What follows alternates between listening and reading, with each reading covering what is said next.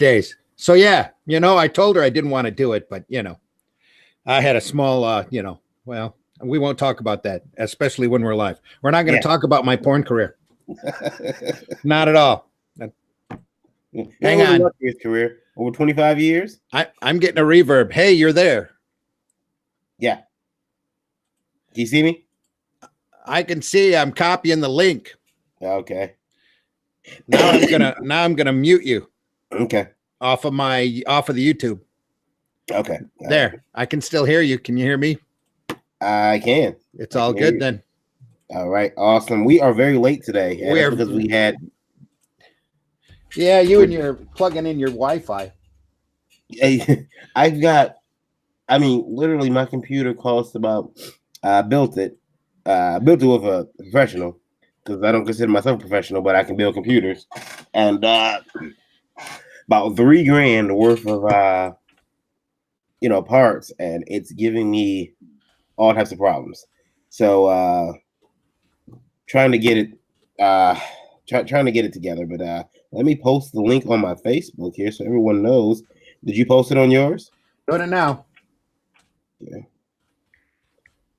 Because I'll just steal yours.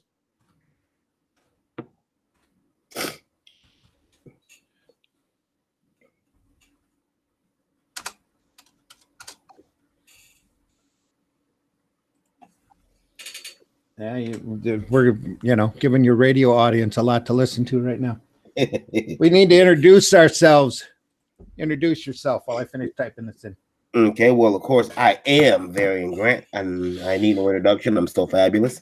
I am the founder of indievolt.com, as well as a publisher through Last Call Comics.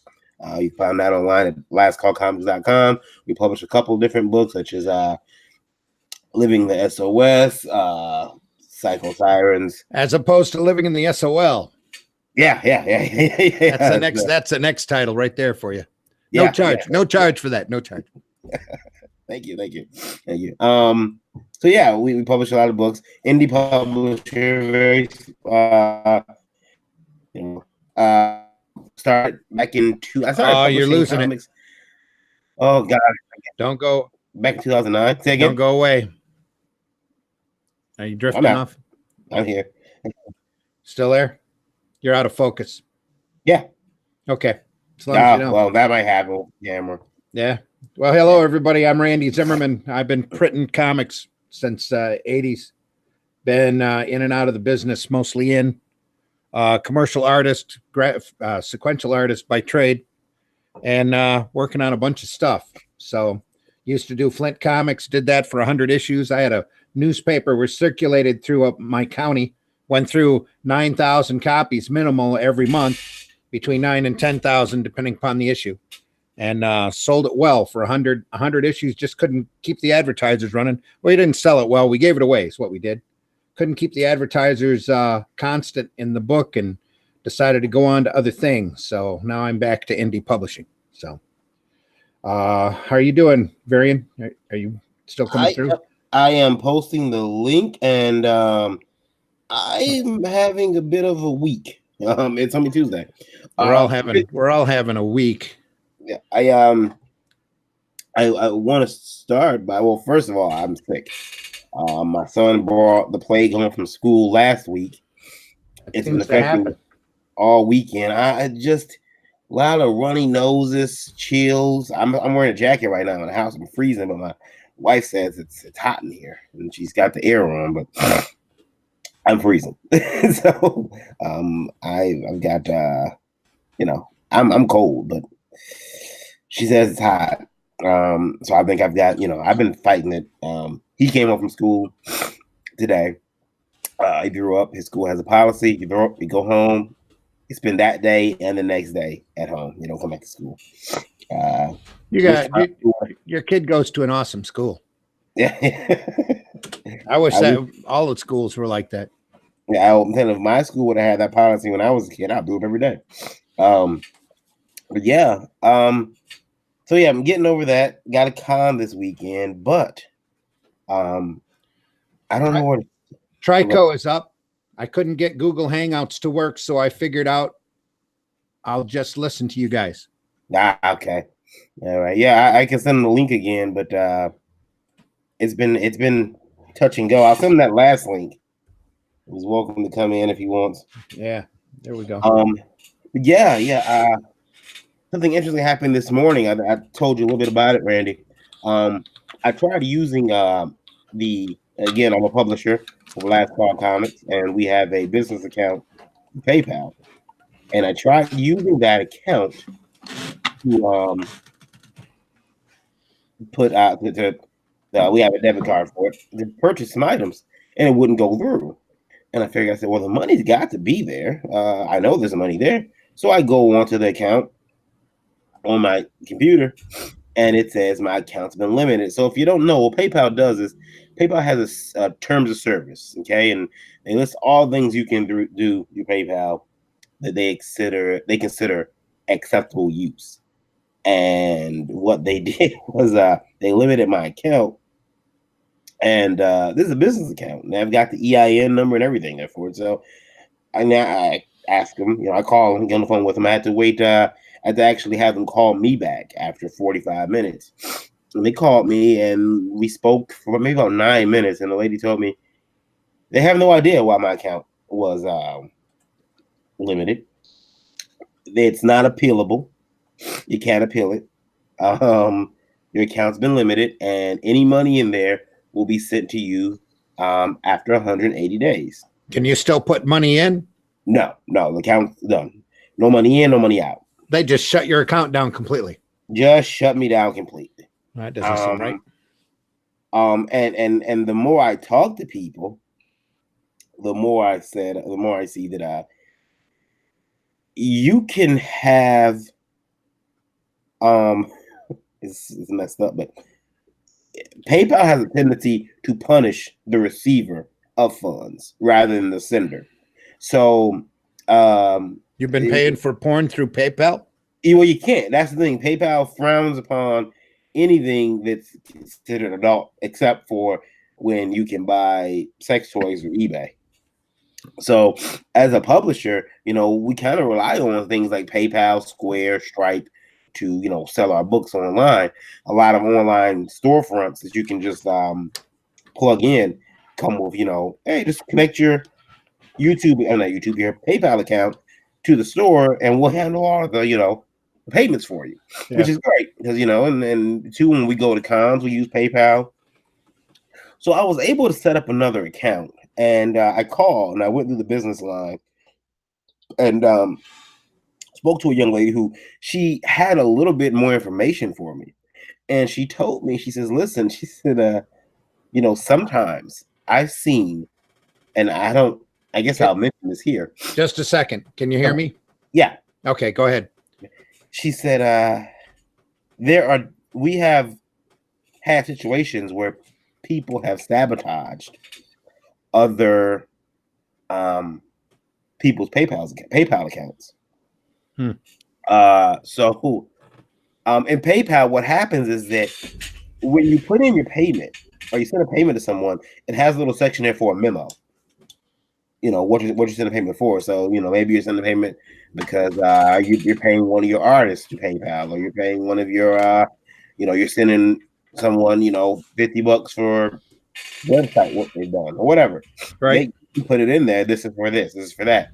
Well, you can also put certain things in there that you could just be a troll, and you can put in a string of cuss words, especially ones related to the female body, and that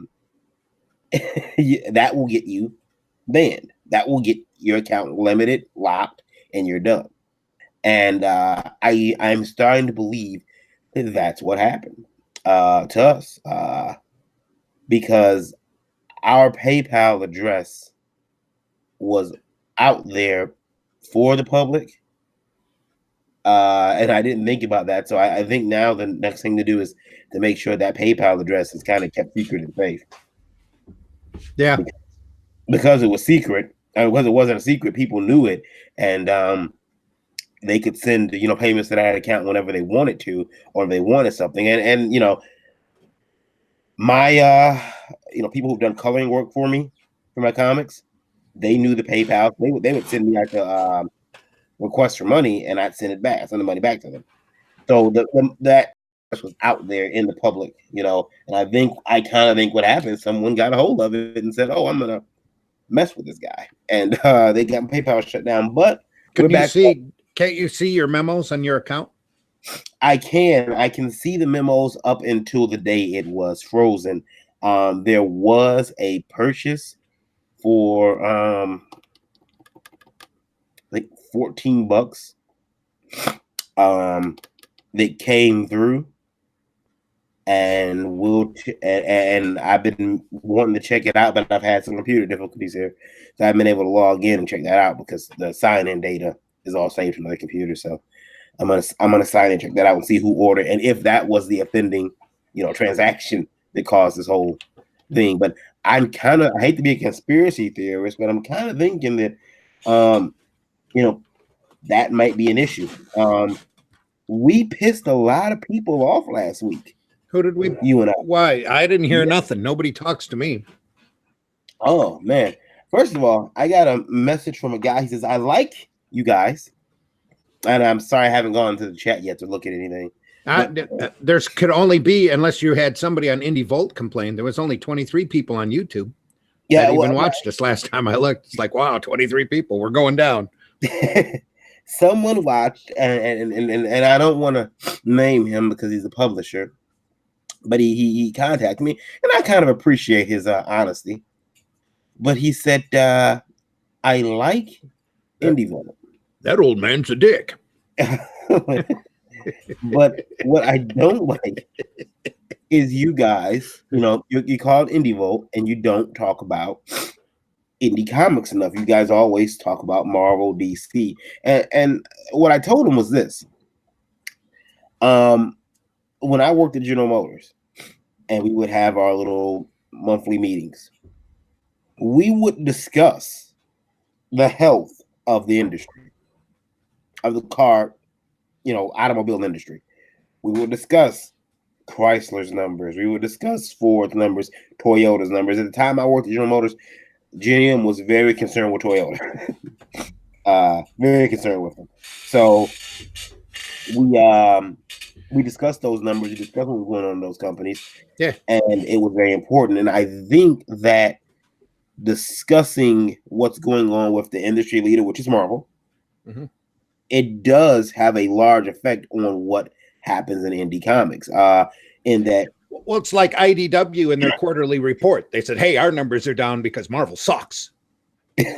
Marvel's numbers are down. The entire industry is down. That's why we're down. Right. That's why we're in debt for millions of dollars." So, but no, he's got a legit point. If we want to be an Indie Volt, maybe anymore though, comics are selling so low. I mean, the biggest selling book might be selling 100 or 200,000. I think the hot books are. I mean, the really big successful hot books are. So the majority of that market is selling 20,000 if they're lucky. It comes down to another thing, and that's once we start covering more. If we say, okay, well, we're gonna dive hard into just covering what's going on in the indie industry, which that's what we do. We do that, I believe, but we can do that. I think that the next complaint will be, oh my God, why are you giving? You're talking about all these esoteric books that nobody has seen. Come on, talk about some stuff people know. Yeah. Well, there's no pleasing everybody, but just call this, comic biz talk, and we'll try to talk as independently as possible.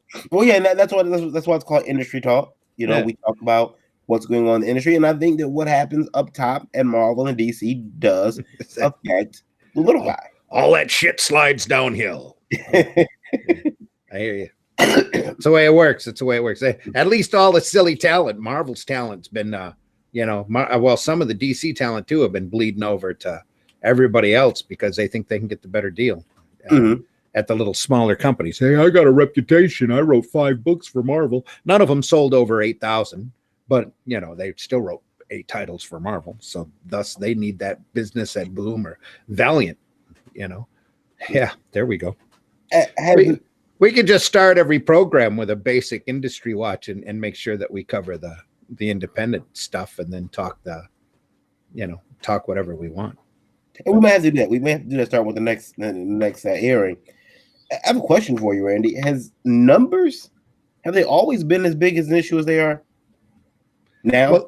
Well, they've always been a factor in the industry, obviously, because you want to know how many you sell. It's just that the numbers have dropped in succession with the increase in cover price. These idiots want to charge $5, $7, $8 a book for stuff that they only should be charging $1.50 or $2 for, and then they wonder why their sales are down. And that's all the way across the industry. And then the retailers want to complain that they can't find a price point that they can make a profit on a lot of these comics. Well, when a lot of these retailers, well, not all of them, but when the direct market first started up, comics were 75 cents, $1.25. Marvel kicked out their Kazar and Moon Knight books, I think, at $1.25 on the cover price. Retailers weren't complaining then because they were moving hundreds of thousands of copies. Now they're lucky if they can, they order a mainstream book in single digits. So, and then they're happy to see it off the shelf. And then they complain that half of their pull customers don't come in and pick up their books. Because nobody wants to read that crap. I was listening to a video.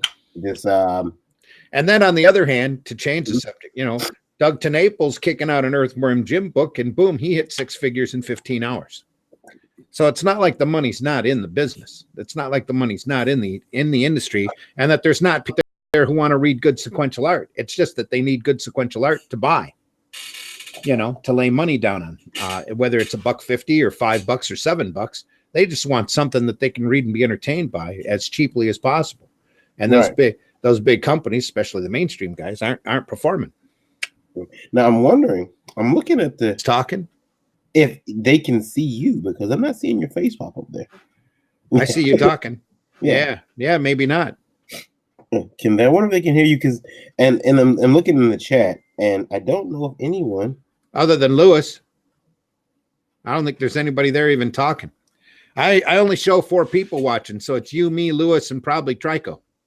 And I'm wondering, is there some reason why they can't see? I don't know. Maybe not. Because usually, I'm not jumping back and forth here either. I'm going to go back out and come back in. Okay. All right. You hang on. Now. Huh? See you now, but that's because I just did some moving around. I'm down in the corner, but I'm not on the main screen. Yeah. Okay.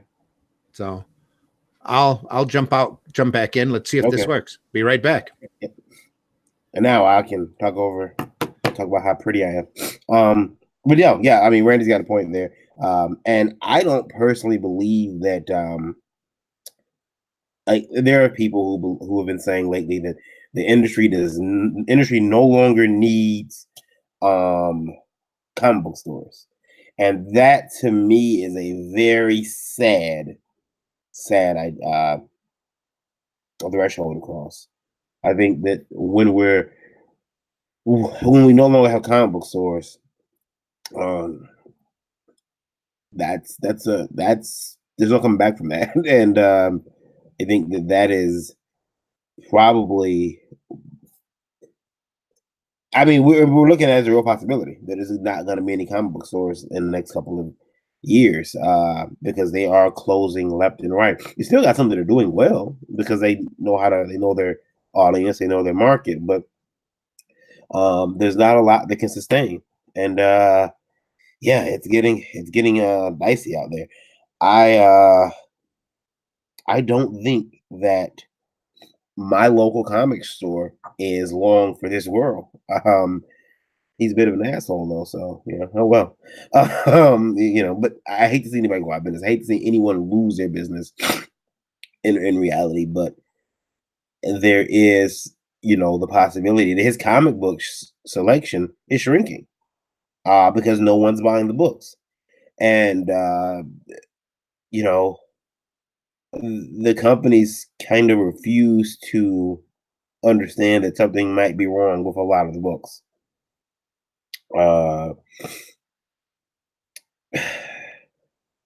It's unfortunate, but that is just a state of things. And Randy's a lot more elegant than I am when discussing that stuff. He hasn't come back in though. We have to figure out why. We're gonna have to send Randy another link. And I can't see any. If anyone's chatting, I'm sorry, I cannot see your.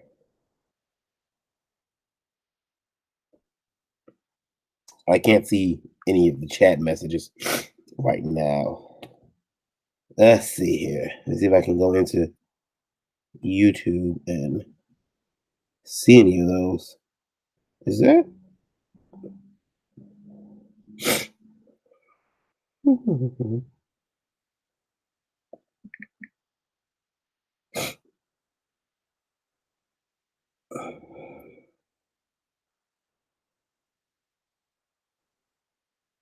Wow.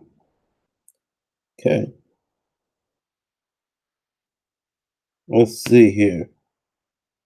Yeah, I can't see any of your messages. So if you are writing in, I'm gonna have to figure out a way to see everyone's messages. A couple different things I can do here. Let me try a couple different things here and see if I can get. And YouTube has been having issues. I was on Down Detector a little while ago. Actually, my wife was. She was on Down Detector, and she seen where there were. I was on Down Detector. Oops, late today. Yeah. In comics. There we go. And she saw where there were people all over having issues. So, excuse me. Issues with YouTube, issues of signing in, issues of sending messages and live chatting. So let's see here. I'm gonna message Randy and see if he's having any success. YouTube is against us today. YouTube, Google, they don't want us to stream live. They want us off the air. They don't like what we have to say.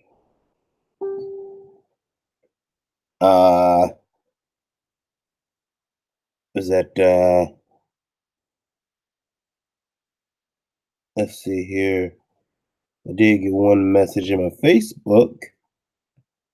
And I think it was from Lewis. No, Lewis, you need to post points here. I can pop over to the YouTube, I believe, and I can see some of the comments. Yeah. Randy says he's getting a error message. He can't get back in. It is one of the things that keeps happening. There is a problem with the with YouTube, with Google today, that's causing all types of issues. I'm gonna again. Down Detector was saying that there is. Let's see here. I'll look and see if they've fixed any of the issues yet, because we weren't seeing Randy's picture at all. Let's see here. I don't know. He just got dead air listening to me. And I'm on my tablet, so I know you guys see me doing this. I don't have a keyboard for this tablet. I really should buy one. But I draw on this tablet. And I don't do much else. All right, let's see here. Yeah.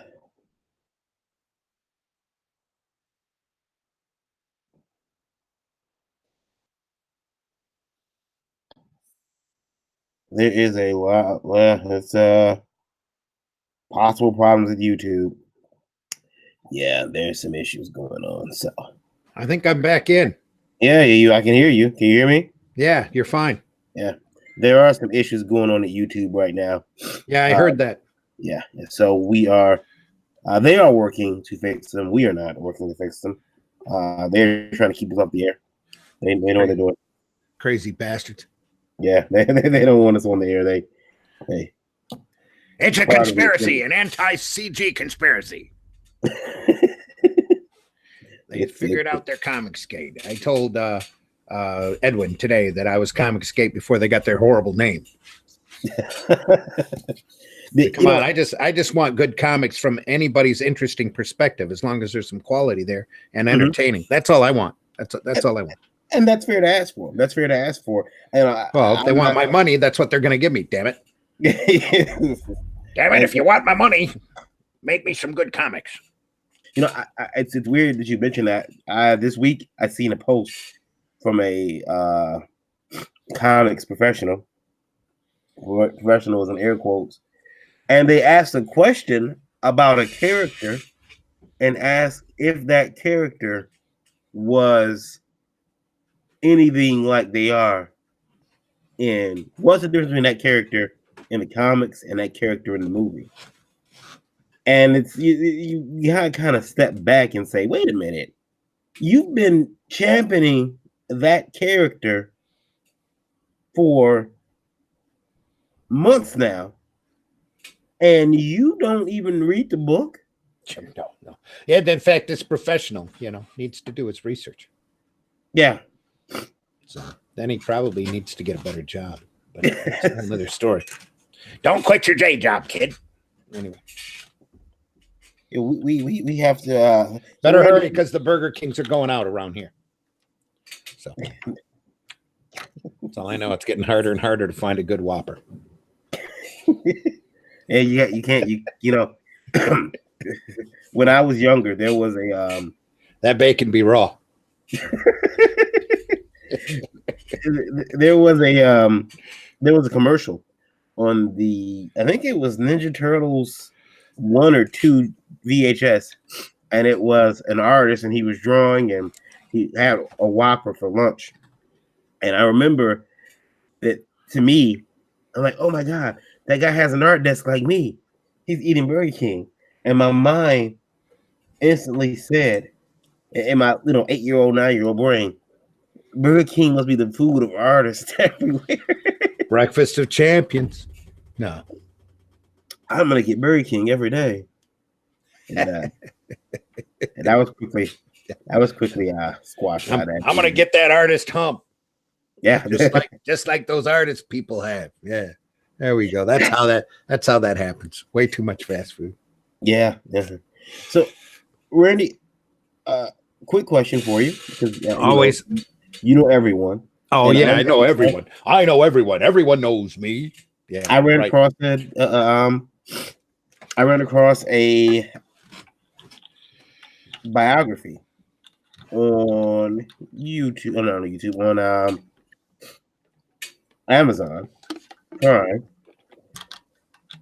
Talking about it was called Root Dude. Who? And it was about Stephen Root. Is that his name? Who? Creator of Nexus. Steve Root. Yeah. Have you ever read that book? Yeah. Have you read that book? Yeah, of course I read that book. It's a fascinating documentary. I read the early. I don't know. I don't think it's still coming out. He did a free comic book day a couple years ago, but Dark Horse Glass to put the book out.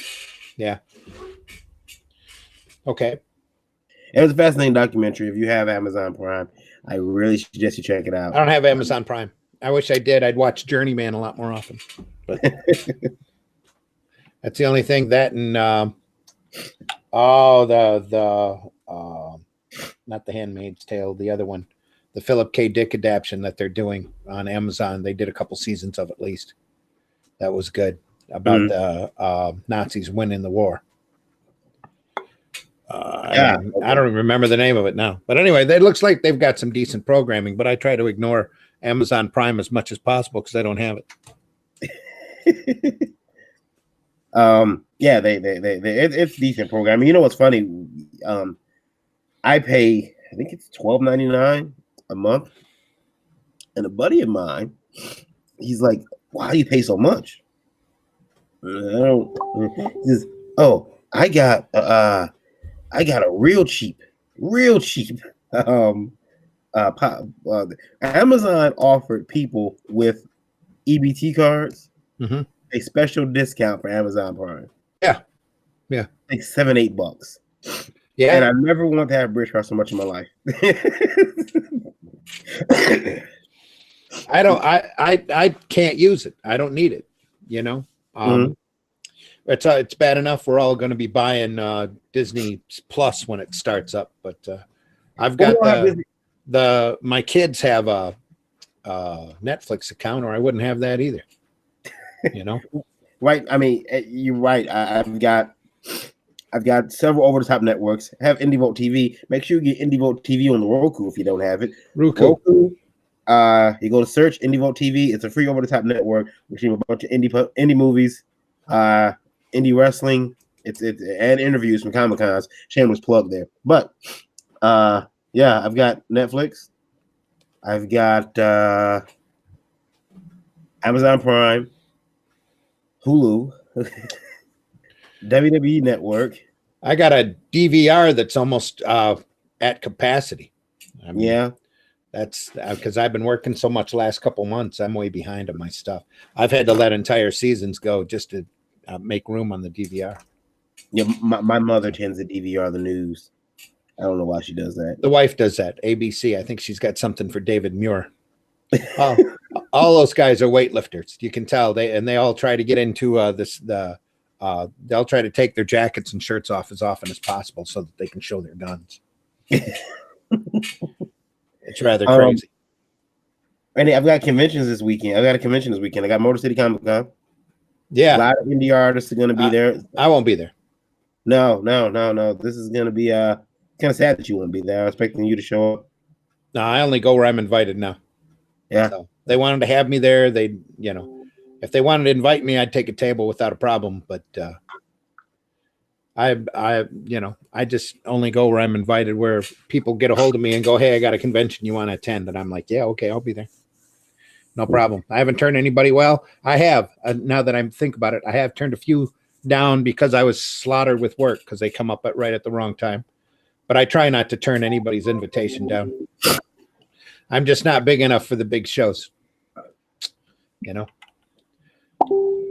So, hey, if you were looking for Flint Comics at Motor City, not going to happen. Not this year, at least. I won't even be there walking around because that place gets to be a madhouse. So yeah, it is. I feel much happier behind my desk. And of course, the yoga session with Charlie Hunan and the guy who played Opie sold out really fast. So I won't be able to even participate in the yoga. So I figured, what's the use in going? What's the use in going? I'm looking forward to seeing a lot of artists that I know that are coming to that show. And some of them I've got to know through Facebook and communicate with, so they'll allow them to come in. There is a toss-up this year between MegaCon and Motor City. And Randy, as a promoter, you said before, as a promoter of a show that you do, Flint Comics Con, you said that that you didn't have too many shows. But do you think that someone like an Ethan Van Sciver is right when he says that they no longer need, or any people making indie comics no longer need Comic Cons or comic book stores? Not if you're big enough. You have to look at your store appearances and your conventions as exposure to get your brand out there in front of the public. And if you're not talking to enough people, or if you're just sitting there doing nothing, because there was a big discussion. I've on Ethan's stream, I just caught up to Sunday. That's how far behind I am on all that.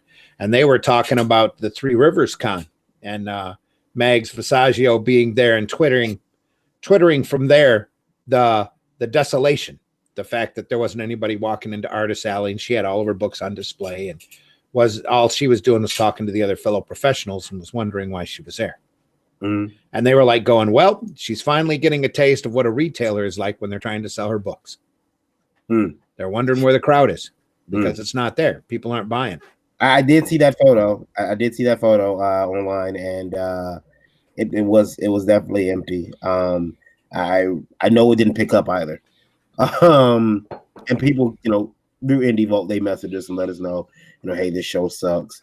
Not making a lot of money. Well, they were talking that it was the way Ethan was talking. He ran into an experience the last time he was there that was just crazy. And that was before all of this CG stuff blew up and the last election and all of that. And he said he was treated really bad there. And then there was all sorts of stories manufactured about what he did when he was there. So he's like, why do I want to go? It's just the bad stuff gets made up and the good stuff doesn't happen, I'm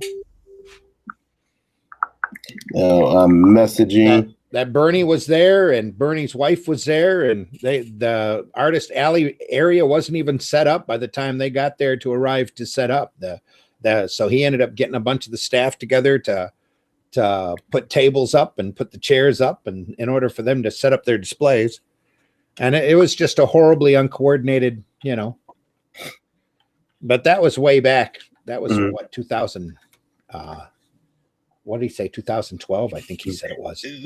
There is something interesting happening in this year at Motor City Comic-Con. They're splitting up setup. They've asked vendors people with toys and I guess larger booths. Ladies and gentlemen, here's a few more hoops for you to jump through as you set up at our show. No, it's they want vendors and stuff to set up on Thursday. They have a couple hours. They have longer than we do. If you're in Artist Alley, though, you set up Friday. You have from 8 to 12. From 8 a.m. to 12 p.m. Show opens at 12:30. So what if you get there at 12:05? You're not just allowed to set up this. This is sad because I can tell you they don't even need to put those restrictions on there because most of those artists don't show up until the day of the show anyway. Usually 15 minutes before the show opens. See, I'm one of the at least at a lot of my shows. They all come walking in, half an hour before or whatever. Nobody's there to talk in advance or nothing. That's why I put out donuts. You want the good donuts, you come early. I'm weird. I'm always there to show early. I'll come set up Thursday. Well, that's because you're a caring publisher and promoter. You actually care about the product that you're doing. You want to get it out in front of people. So you want to be set up before anybody walks through the door. I'd always get there. I'd always get there half an hour or so early just to sit around and, even if I sat back behind the table and twiddled my thumbs or did a practice drawing, it was important for me to be there, when I was there, to be there on time. Plus, you need a little window anyway, just in case some catastrophe happens when you're on the road trying to get to the show. Because you never know. There's always construction and BS and stuff that happens, especially if I'm driving from Flint to Detroit. Yeah, I've gone to shows. If setup is if the show opens on Friday, I've gone to shows and set up on Thursday night just to be set up so that I can walk in on Friday, and be ready to go. And if I forgot something, I got a chance to run back home or go to whatever hardware store or wherever I have to go, Walmart, and pick it up. Well, every good promoter, anybody that's been publishing for a while, has had that convention from hell, where absolutely everything goes wrong. See, we're laughing. You know exactly what I'm talking about. Yeah. Where you have that set of circumstances that everything just goes to pot. It's just the way it is. Or you have that wonderful show, Steel City, that you go and you make nothing. You make absolutely nothing. Or you go, you travel all the way across country and do a show like, say in New Orleans, where you end up spending $1,500 in order to get your stuff there, and your hotel, the closest hotel is like $250 a night, and this was 10, 12 years ago, but and you don't make anything at the show, but the nightlife was incredible. So got to see some awesome displays of burlesque and adult entertainment at that. And the French Quarter, that was worth going along. So that's the main reason I traveled to the show. It's like, I don't care if I make any money. It's New Orleans. Let's go. So it was all good, worth the time. In my youth, in my misspent, not misspent, probably well spent youth, traveling all over the place, selling Arrow comics, selling that monkey, man. Selling that monkey. Somebody just dinged. Yeah, no, that's my wife. She was messaging me, let me know that she can hear both of us, but she only sees your face. No. Which is fine. That's the time. Yeah, that's all I can see. I see your Indie Volt logo down in the corner. I'm looking at the chat. Yeah, I think it's just a Google problem. I'm not gonna try to fix it. No one needs to see my big old mug. Maybe they'll fix it. You're big on the screen anyway. You might have, you scared somebody. Holy crap! What the heck is that? Randy, I have a question for you. I told you look scary before we got on the air. Oh yeah. The camera's way too close.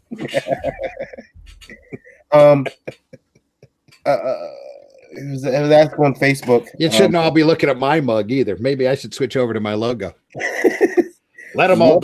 That's what Ethan does. He draws these he gets these little funny cartoons drawn, and he just sticks them up there on the screen instead of looking at me or them talking all the time. Randy, when should an indie artist or indie creator, indie publisher, when should they let a title go? When should they chalk a title as a failure and move on? Well, if you're any kind of indie creator, you're doing it for the love of it anyway. You're not making serious money at anything that you're doing. If you are, then, God bless you and make more money. But it's a feeling. It's like working on Flint Comics for 10 years. I decided to stop it because it was just time to stop. I figured 100 was a good goal. Once I hit 100 and nothing had picked up and I wasn't making any kind of profit on it, I was doing it as a labor of love. And I had other things I wanted to spend my time on if I was just doing it for free. So I decided to stop it. Us creatives aren't usually, it's been said that us creatives aren't the best business people. And I think that has a lot to do with it because we tend to want to create because we want to get this story out of our head. Right. We don't really have that, we're working on once when we finish it. And I got this other story. I got to do it. I got to get out of my head. And it's almost a nagging, tinkle in the back of your head that you got to get this story, you got to draw this. And that's how, a lot of people end up with multiple issue number ones of a book because, we have all these ideas. So we're not the best business people, but I think that's starting to change now. I think that we're starting to see a lot of these creators get a little bit more business savvy and they're starting to understand. I don't know if that's 100% true. I think we're narrowing down a lot of the people's love of the industry starting to pair out and other people are starting to come in that have more of a business sense. They're really, you really, if you're doing it on your own by yourself, pardon me, you really become two different people. You become the creative side and you become the business side. That's why it's always best to get in with another person, even if you're constantly arguing with them and have them have assigned duties. Mm-hmm. I always saw Flint Comics as a three-way publishing deal. I could never get three people working on it at the same time. One person to chase after ads, one person to worry about the editorial in the comic, and another person to worry about the creative and to actually get the comics in there. And I always wanted to be the creative. I turned out to be the creative and the editorial, and then I turned out to be all three. Mm-hmm. And after 41 issues of doing all three, I decided that I would much rather spend more time towards writing and creating and maybe doing videos than putting the paper together. That's why I shut Flint Comics down. Now that you shut Flint Comics down, have you caught yourself trying to go back and get prepared for? I mean, it's been 10 years of your life. Did you find yourself, maybe sitting down and saying, let me, pulling out the desk or, pulling up the program that you put the paper together in and then realizing, oh crap, I don't have to do it? No, just I've had a couple of times where I went, man, I wish you'd have sent that to me a couple of months ago so that I could have actually printed it. No, but I mean, I'm not printing anymore. Yeah, that's the way it works. I mean, I might sit down and do another newspaper type product later, but right now I've got other stuff that I need to get done. Right, I'm still catching up because I finished the trail last week. I was working on the trail. I got that done and out. I just invoiced that this morning. That's how far behind I've been on stuff. Plus, the wife wanted to take a small break over Mother's Day, which I'm sure you heard last episode if you were here when she come down the stairs. So we took off for about a 24-hour period, and didn't do a whole lot concerning comics, but I did a lot of studying. in the meantime was, sitting in front of a few machines and being very Zen-like. Yeah, I seen your message and I was trying to figure out what you meant by it. And I'm like, oh, then it hit me like, oh yeah. He's I went on tilt with the machine and I shouldn't have, and that's what kept me from making any type of profit this trip. But usually I'm pretty good when it comes to that kind of stuff. I've been especially lucky the last few trips, and this time I let it get to me, and I shouldn't have. So we were way in the positive, and then that there's this one machine with the little gold bar that jumps around in a boxing outfit that drives me crazy. But anyway, that has nothing to do with independent comics, but some of the artwork, some of the graphics on there are absolutely amazing, and I would one day love to design a slot machine. Yeah, the artwork and the motif and all that for it. I would really enjoy doing it. I think it would be a blast to do. But I think that it's on the list right after the Big Little book that nobody, a format that nobody wants to read anymore. We have a let me see here, and I know we've probably got some questions. That says we still only have 3 people watching, so either you ducked out or Trico left. So let's see. This is let's see. Lewis is still talking. Usually tries to be there at cons 45 minutes to an hour early at the shows. If it's a one-day show, a multi-day situation where you try to be in early. Also, says making nothing is all too common now, and yeah, I agree. You go to some shows and you don't make anything, and it's quite sad. It's no good, and you think the table numbers will come down, the table amounts will come down, $400-$500 for these tables sometimes, and to not make any money is quite sad. Yeah, and that just adds to the pressure. I always found my very best conventions are the ones that I go to where I don't have to make money. Yeah, where I'm not sitting there worried about any type of cost or table cost or break even point, or I'm sitting there thinking in my head, made a dollar, where you can just sit back and relax and talk to people, because that vibe goes to the audience. They definitely can pick up on that. And they walk, if you're having fun and sitting there talking to folks and smiling, it attracts people a lot more than if you're sitting behind a table doing this, going, yeah, buy my books, Randy, you had a really interesting hot take on the Lion Forge Oni merger. Have at it. What do you want me to? Which hot take was that? That the guy who was selling 0.043% of the market decided to go in and buy the guy that was doing 0.8% of the market? Is that what you're saying? And yes. That together they will probably make a 0.5% of the market. Or I'm sorry, 0.05. That was 0.043 and 0.082 or 82 or 83 merged. And they're probably going to end up with 0.05. And the first thing that everybody mentions that they did, that the Lion Forge guy did, is they ditched everybody at Sony at Oni that wasn't really making them money.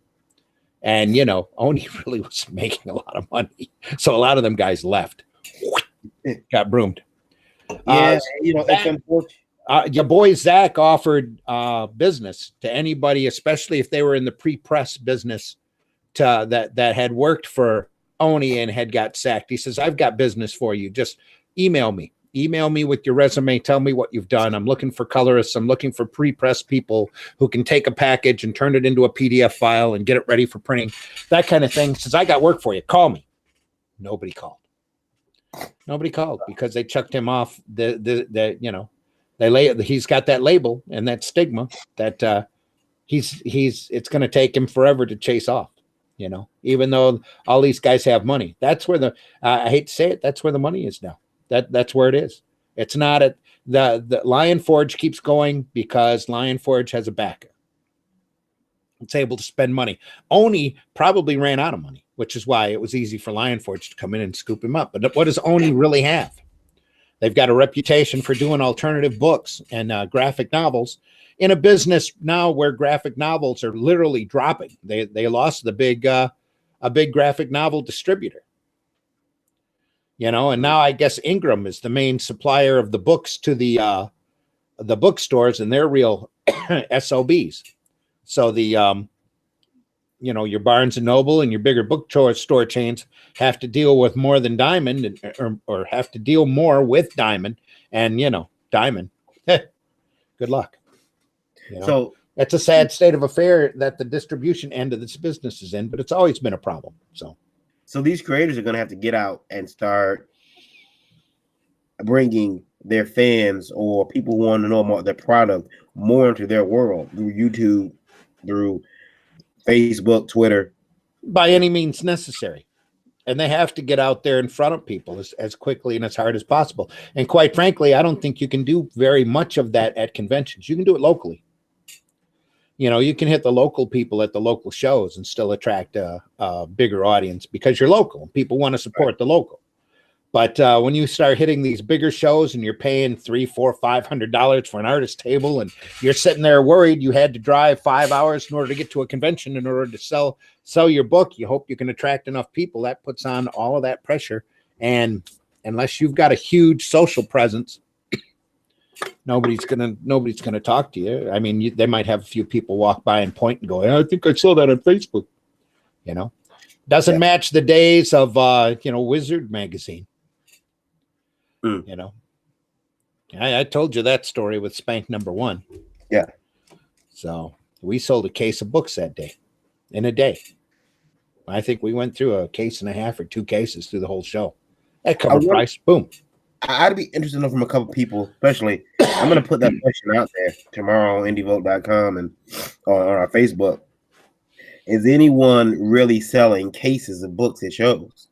I mean, well, you should say, when was the last time you sold a case of books at a show, and what book was it? How much did you sell it for? That's what you should ask, just to see what kind of a response you get. So I've moved hundreds of copies of Flint Comics at shows. Especially a big 2-3 day show down in Detroit or Grand Rapids. That's why I love doing Grand Rapids every year, as I can give stuff away there. Here's a Flint Comics. Here's a Flint Comics. Here's a Flint Comics. They take them, And there's probably a few people that look for me at every Motor City, but I haven't been to the last couple because they haven't invited me. I'm sure they'd rather sell the table and give it away to some kook guy printing a newspaper up in Flint. Well, I think that, it's sad that you're not there. It's sad that you should be. I'd like to be there. I did their shirts for the first 25 years, except for 1 year that Valiant did it, and it was a disaster. But I did their artwork on their shirts, separations. I oversaw the printing, and usually by Sunday, they'd have somebody open enough that I could bring a invoice to them and get a check from them. And a lot of those shirts were really successful. They were a lot of fun to print, a lot of fun to do the production work on. We did Gru, and the list is endless. Sandman. Did you keep a lot of shirts, like copies of shirts? Oh yeah. Yeah, the ones that I was really happy with. A lot of them got worn out though over the years. I don't even think I have a Motor City. No, I don't have a Motor City shirt on, but I've got samples of them at home or right here around here. One of the biggest ones was an Iron Man shirt, just as Iron Man 1 was coming out, by some guy, Billy Tan, I think it was the guy's name was. Now, off of his artwork, that was fun to do because I had to knock his multicolor illustration down into 5 colors. So, and that was always fun, and it was a good challenge to have. We printed Gru Asagi shirt that was amazing. That turned out really well. Had Gru and Asagi threatening each other with their big samurai swords. That was a good shirt. That show had Sergio and Stan Sakai at it at the show. So they had them all pairing off against one another. Put a little moon behind it. Turned out real good. Did a Gru shirt that was incredibly popular. Separate of that, a few years before that had him in front of a big yellow sun where part of it was ripped off by his samurai sword. and had the little dog. What is it, Rudolfo? I think the character's name was the dog, looking up at him like he was crazy, nuts. That was a good shirt too. But yeah, a lot of those I've worn out. A lot of those. We did a Bone one year that turned out exceptionally well. It was really solid, but that was when Bone was really big. Yeah. We tried to stay with the more independent characters. We did a Marvel shirt, an X-Men shirt one year that had Beast, Wolverine out of his costume, Colossus, and Gambit in the on the shirt. It was a black shirt. It turned out really good because I used Gambit's card as a light source for it. And it was like less than a year after we printed that, because we had to get clearance from Marvel before we could print it. In fact, they had a problem with a specific tone of blue that we were using, because we had to hit a blue that was the same blue as the Beast's fur. And they had that down to a specific number for the Royal that we had to hit in order for it to be officially approved. And less than a year after that, somebody did a Gambit shirt that was almost an exact rip of that had a black shirt with the only light was off of Gambit's card. That was kind of wonder where you got that idea from. Okay.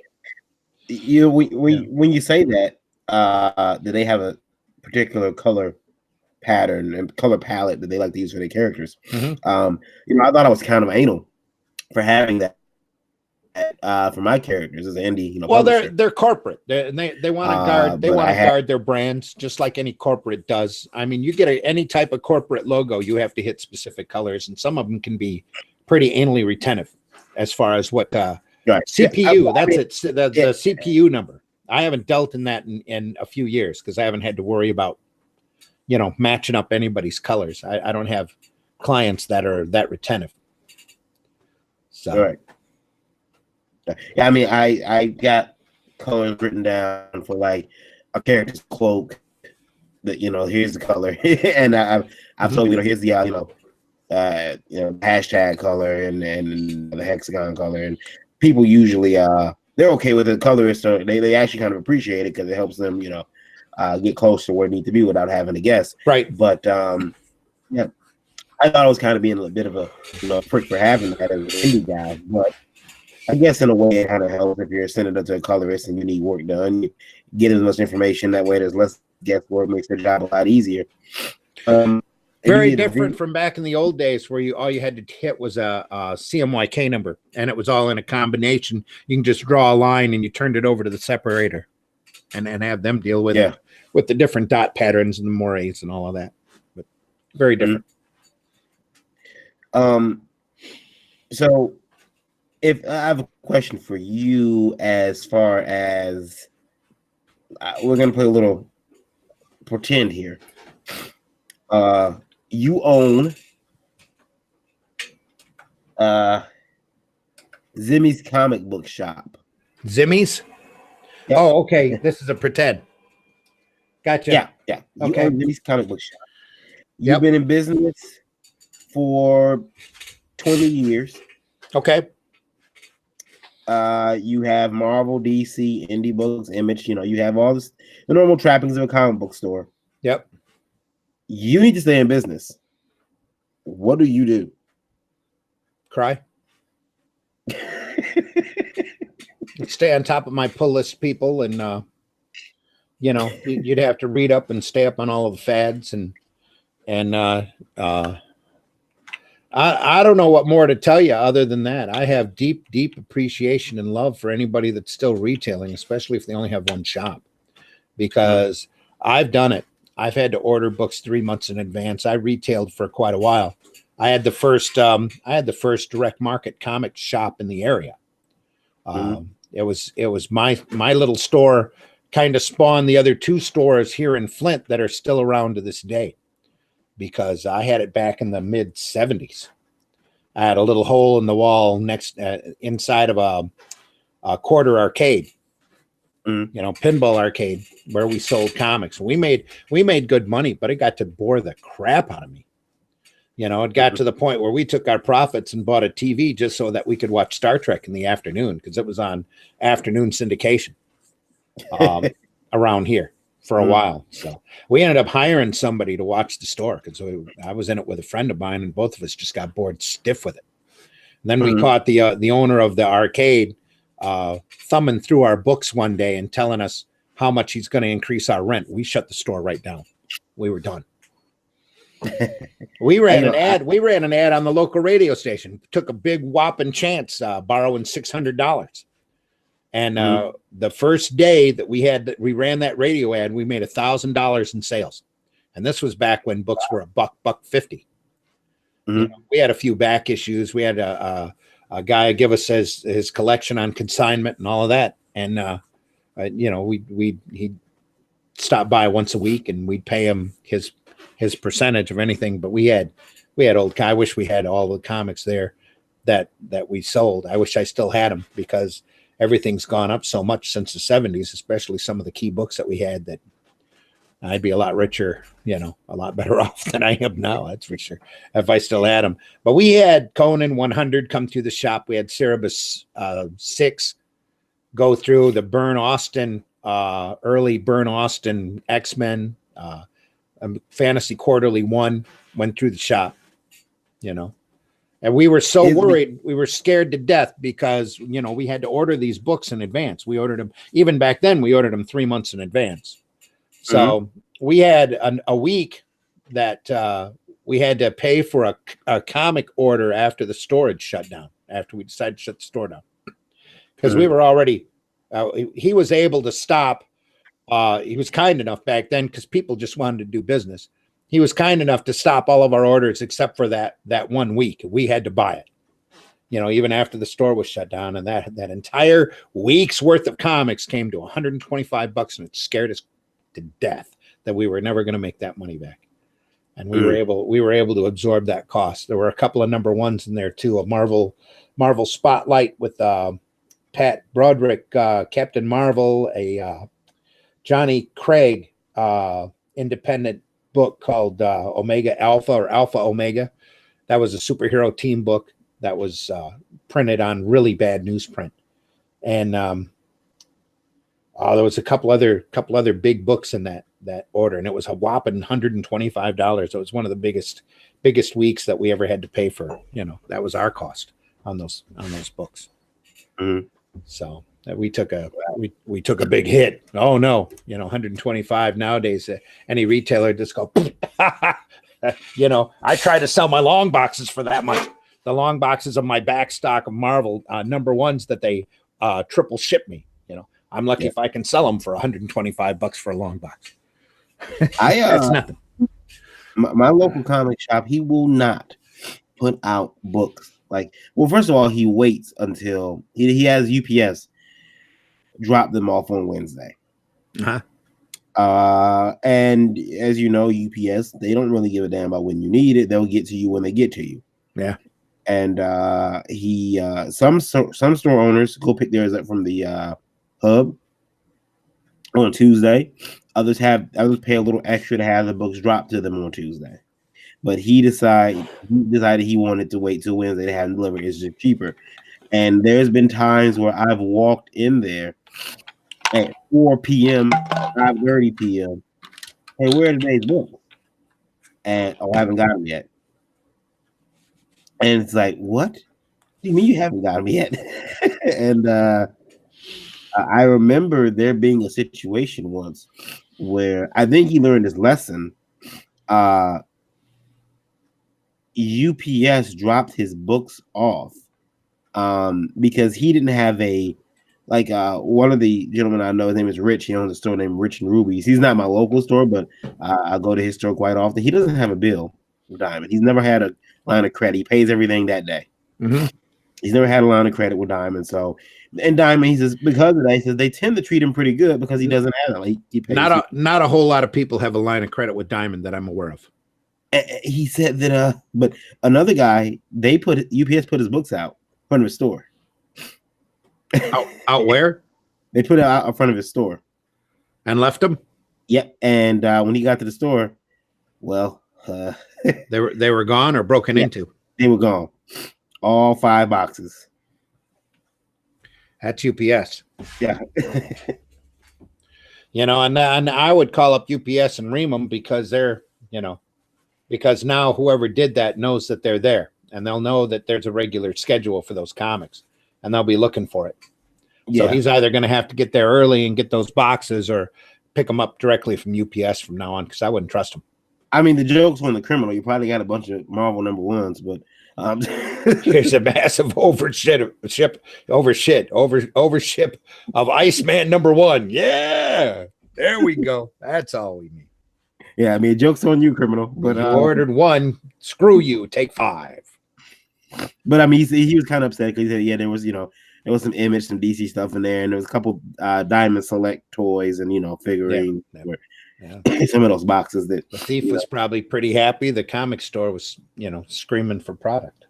Well, the problem is there's one of those secondhand shops right like 2 doors down. Yep. I'm still here. I'm going to cut my camera for a sec. Okay. And those shops, sometimes they can attract people who want to just come sell something. And they're there early in the morning waiting for them to open. And UPS just happened to come, open that gate, pop those boxes down, 5 of them. And, that's all it took for them to, jump in there and, take those books away from them and take those boxes and run away. Yep. I personally think that if I owned a comic shop, I would start looking into other titles outside of what Diamond's offering, outside of the mainstream. I know that's gonna upset some of my fan base because they're not gonna like it, but I gotta feed my family, and they're not gonna. I know some people are gonna want to play politics. They're gonna say, "Oh, you shouldn't carry this guy's book because he's this, or you shouldn't carry this girl's book because she's that." But if the book sells, they're putting out quality content, and people want to read it, I'm gonna carry it. Yeah. And I know that's kind of unpopular because everyone wants to be, you have to be of the same political background as everyone right now, and I think that's a big mistake. You don't have to. You just need to ignore the 12 people that would be angry if you don't listen. That's all. Your boy had an awesome video last week on that. Comics Matters on the Comics Matters channel, where he was talking about there's 12 angry people out there that constantly try to push their weight around in an industry that's ever shrinking. And the reason it's shrinking is because there's 12 angry people out there trying to push their political weight around. So, it's a bad tail chasing kind of thing. But the only way the business is going to grow is that if you start ignoring those people and start buying what you like. Instead of these comics weren't made for you anyway, all these guys on YouTube make so much, so many numbers off of complaining off the quality of the books that they really don't want to stop complaining about the quality of the books. If the books were less sucky, they wouldn't have much to complain about. Your boy Zach has been trying to be positive, and maybe 2 out of 3 videos he does now is a look back on the older stuff. Because he really doesn't want to keep talking or harping on the same people over and over again, because he doesn't want them to feel like they're being picked on. They're poor fifis, So he tries to vary it up. Everybody else in CG are all talking and pushing their Indiegogo campaigns and talking about the 5 and 6 figures that they're making, while they're laughing at these other companies doing nothing, while the retailers, scrounge and scratch in order to try to survive. Lewis said, indie should be your focus. There's 10 times the content beyond Diamond content, and most comic shops don't care about 50% of the Diamond catalog. I think that number's low. The 50%? Yeah. Gary Reed always told me, way back when we were talking shop, way back when, that you don't want to do a company that your name starts any later than C. because your retailer will go in on a budget, and you're lucky if they get to the C's and not have run out of their budget. So that's why he always thought Arrow was a good name. Caliber was always a good name. That was his name of choice. And, because he figured he didn't want to go any farther than C. Right. I've always been on the lower end there. I've always had very low. You're an L. Your last call. Yeah. So yeah, that could be hurting your sales. I joke about last call being I get free publicity. Yeah. Whenever we're at a con, the last call. I'm like, what? I printed under a massive banner for a while because at the time Diamond catalog was in alphabetical order. And I wanted to be just right ahead of Marvel. Yeah. And that would help us be seen. Arrow was always right behind Archie. Okay. So, which meant that we still weren't seen. Even in the green section. Oh, Archie, past that. There's an Arrow right there. We always ran big ads that always ended up in the Archie section or right next to our section, right after the Archie section. Have you, you lived through the image boom? Detroit Comics. The boom and the bust. Yes, sir. Did you ever meet any of those guys when they were in their heyday? I know you said you went out there and got some books signed by Rob. Was it Rob Liefeld? I did, but I never chummed up to any of those guys. Larson, I sat and talked to for a really fleeting second at a Chicago con. One time he was working on a page. That was before he had gotten to be incredibly large. He was working on a Hulk versus Thing commission. At the time, we talked for a few seconds, but everybody else, Valentino and I have had, words. Valentino had Normal Man story printed in Journey 13, I believe it was, when I had the first, it was the first JB Space story from Tales from the Universe. It was printed in Journey 13 from Bill Lopes. Okay. And that issue had Normal Man going back in time and meeting with Wolverine McAllister.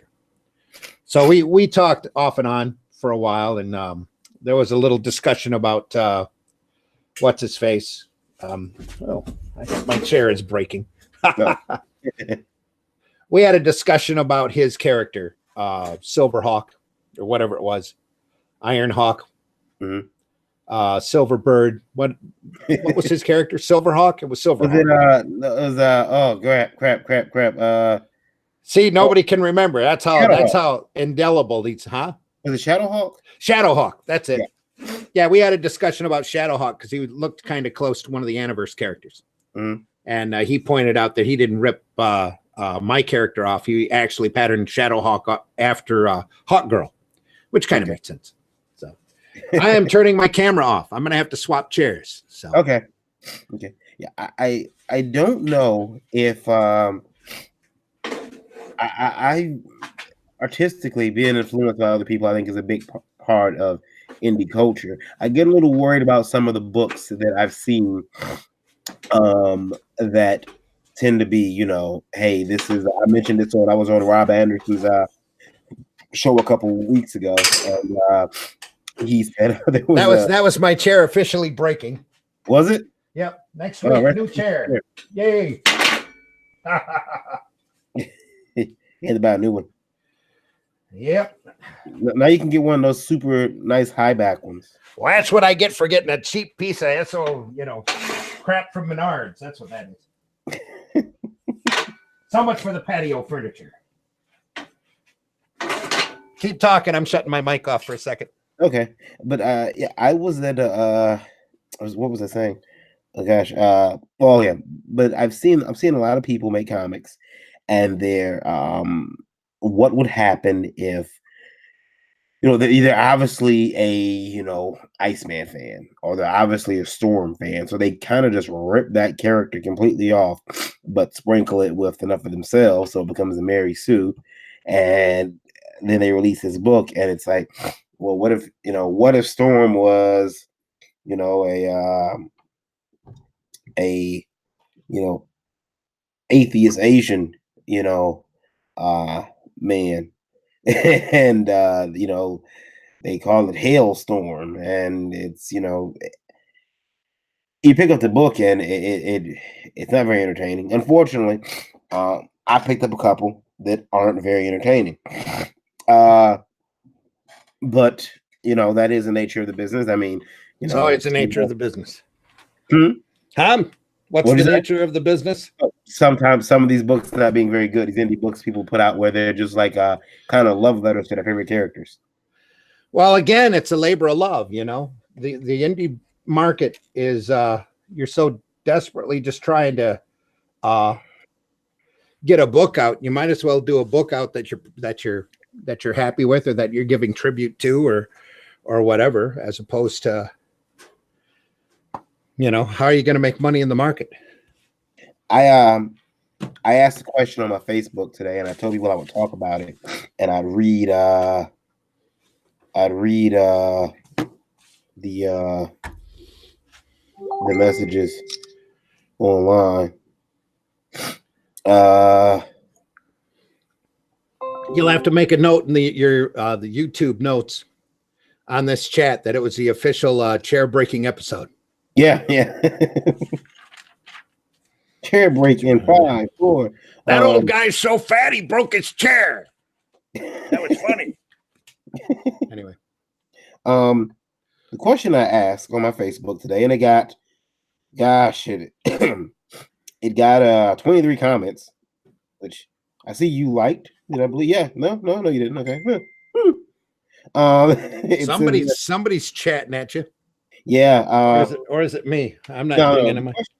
The question I asked, I said, because I know a couple of comic pros, air quotes, that they have their Amazon Fire Sticks,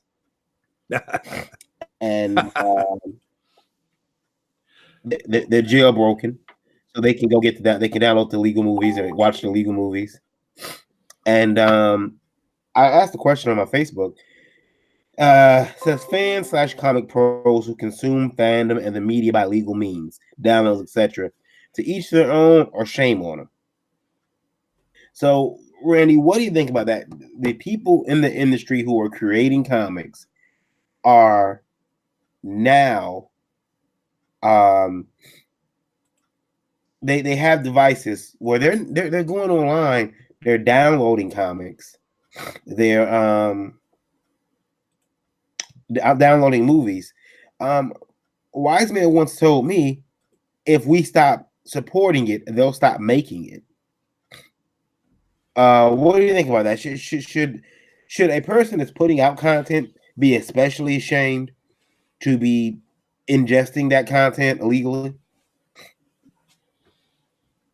Well, that's a good question. You should always be paying for it. That'd be the legal thing to do. If you can't pay for it, you should be reading the stuff that you already paid for. That'd be the legal thing to do. But you want to support the business. You need to, if you want to be in the business, you should be supporting the business. I've got a pretty interesting stream of comments here. One from Chris Tomasma of Sarcastic Skull Studios. He does Clarity Girl, and his new book is Base Force. Really talented young guy from Michigan. He wrote, while I feel bad for those who can't afford it, I still think it's a baloney excuse. We don't go to a store and start stealing action figures because we can't afford them. Well, that's and true. I joke that I've considered it with Hot Toys. But we got into discussion of reviews, and I wish I could do screen share so you can see some of these reviews. I mean, some of these comments. But Katrina Rotes, who runs Geekorama.net. I can shut my camera off and see if you go live this time. Right now, I seem to be the only one on the feed. Yeah, it switches. It seems like I'm controlling who gets seen, because when I hit it, is there a button there that you need to be hitting or not hit? I don't know. I just shut my camera off for a minute. Let's see what happens. Yeah, I think it's the power of the glitch that we're having tonight. It just switched over to you. Let me see what happens. Let me see what happens when I shine off. If we move back and forth. Yeah. I don't know. It's weird. Turning mine back on. Do you think all I see is your logo, but that's cool. Anyway, yeah. Go ahead. Do I think that? So Katrina wrote, who runs geekorama.net. She says, as someone who runs, I'm okay with it. I'm back. So many comics each week. I can give out 50 people comics each week. Oh, well, I'm sorry. I need to go back, reframe what happened. I made the joke that I had considered stealing Hot Toys. That's a joke, obviously. I do have quite a collection of Hot Toys, but those are the action figures that are really highly detailed. I got a couple of them. They're like 200 and up, basically. They're basically really nice looking Barbie dolls for comic book characters, usually from the movies. And Katrina says, I have not with Hot Toys. However, there are ways to get things for free without stealing. Hell, want to read any comics for free? Hook up with a review site. For very little work, you can read the comics. Krista Milesma says, sometimes I think that's the majority of reviews' motivation for reviewing. Katrina says, as someone who runs a review site, I'm okay with that. I download so many comics each week, I can give out 50 people comics each week. And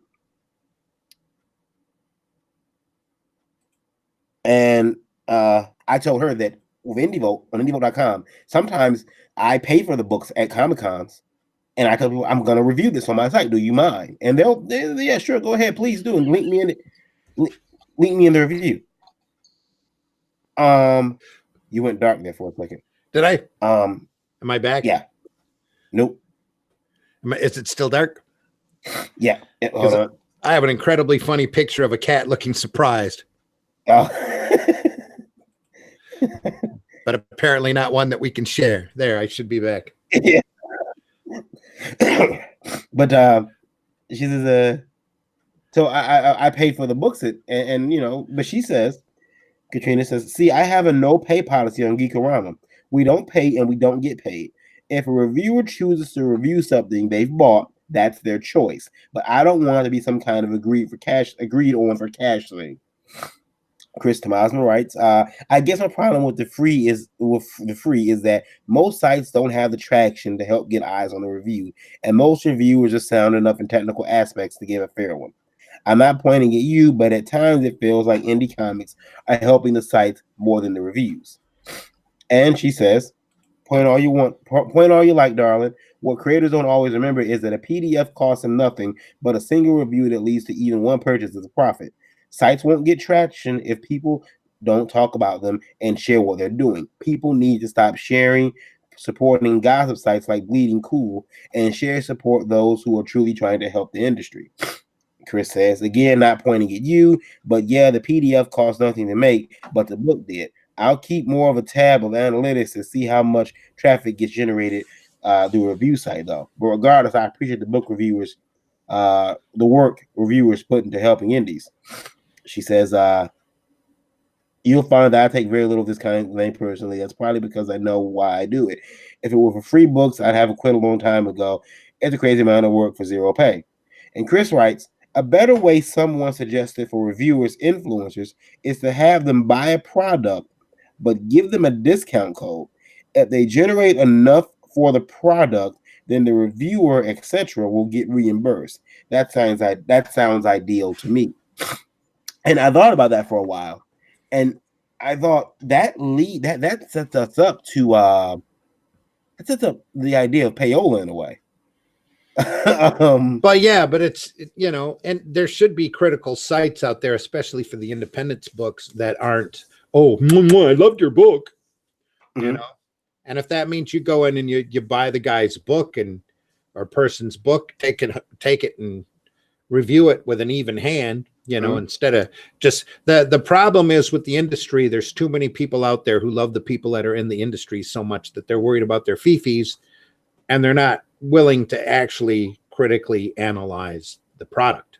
And that's why are you there? It sounds like they're not happy unless you're constantly pushing their book in positive ways out in front of people, instead of going, this book is flawed and this needs to be improved on here, but it was a decent read, or I actually lost myself for a few minutes in their entertainment, or man, this would have been an awesome book if they'd have only done this and this with the plot, or swapped this around, or actually learned how to draw, and you can't you can't have it. You can't have an industry out there that grows unless you have people out there critiquing the industry. That's what got your boy Zach into so much trouble and got him branded as a Nazi bigot, racist, whatever phobe you want to call him, because he would go out there and point at people and go, "You're not there because you're talented," and they would go, "Well, you just don't like whatever fringe that I can happen to grab and hang my hat on, whatever peg," instead of going through and going, well, of course, maybe I am, but man, I really need to learn how to be in this business. So I'm going to take your suggestion to heart, maybe go and learn or pick up a book. God, there's so many books out there on writing, so many good books out there on writing that writers can improve themselves. There's so many wonderful books out there on art that artists can improve themselves if they wanted to do it. And they weren't so resentful. Oh, well, you just don't like me because of whatever label that I want to label myself as.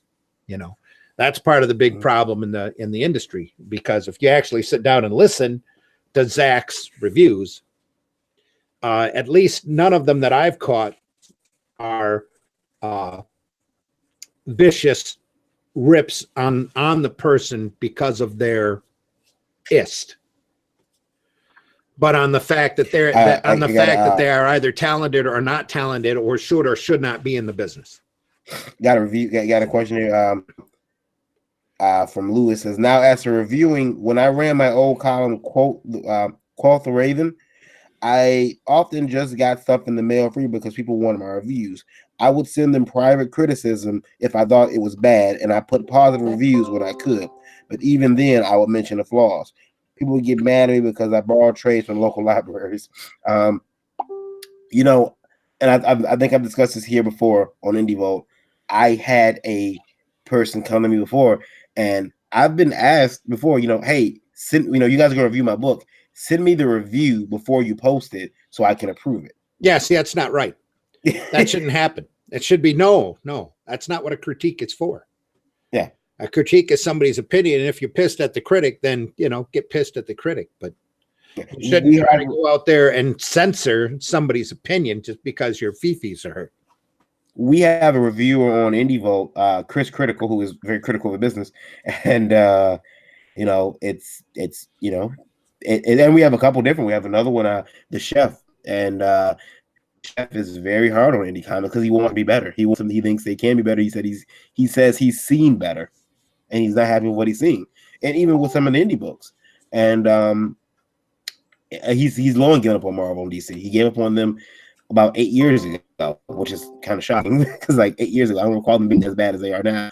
But he gave up on those books, and occasionally he says he'll go pick up a DC book, Mr. Miracle, a couple other ones. But see, the thing is everybody has their own personal perspective, and I don't mean to get off your topic here, but just to add to what you were saying, everybody has their own perspective that they view work from. Personally, in my opinion, the comics have been dropping for the last 15, 20 years. The Bill Jemas era, to me, was really the turning point down for Marvel.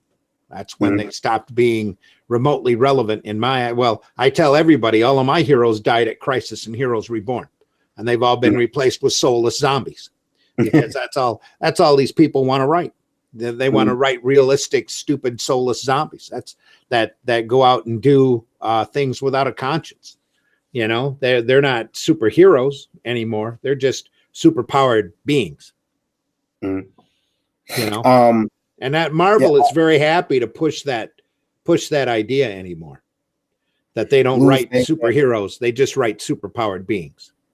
Lewis says, "Yeah, nobody ever got to review my reviews." And Randy, I was kind of shocked to find out that was a normal thing apparently for some of these people in the industry.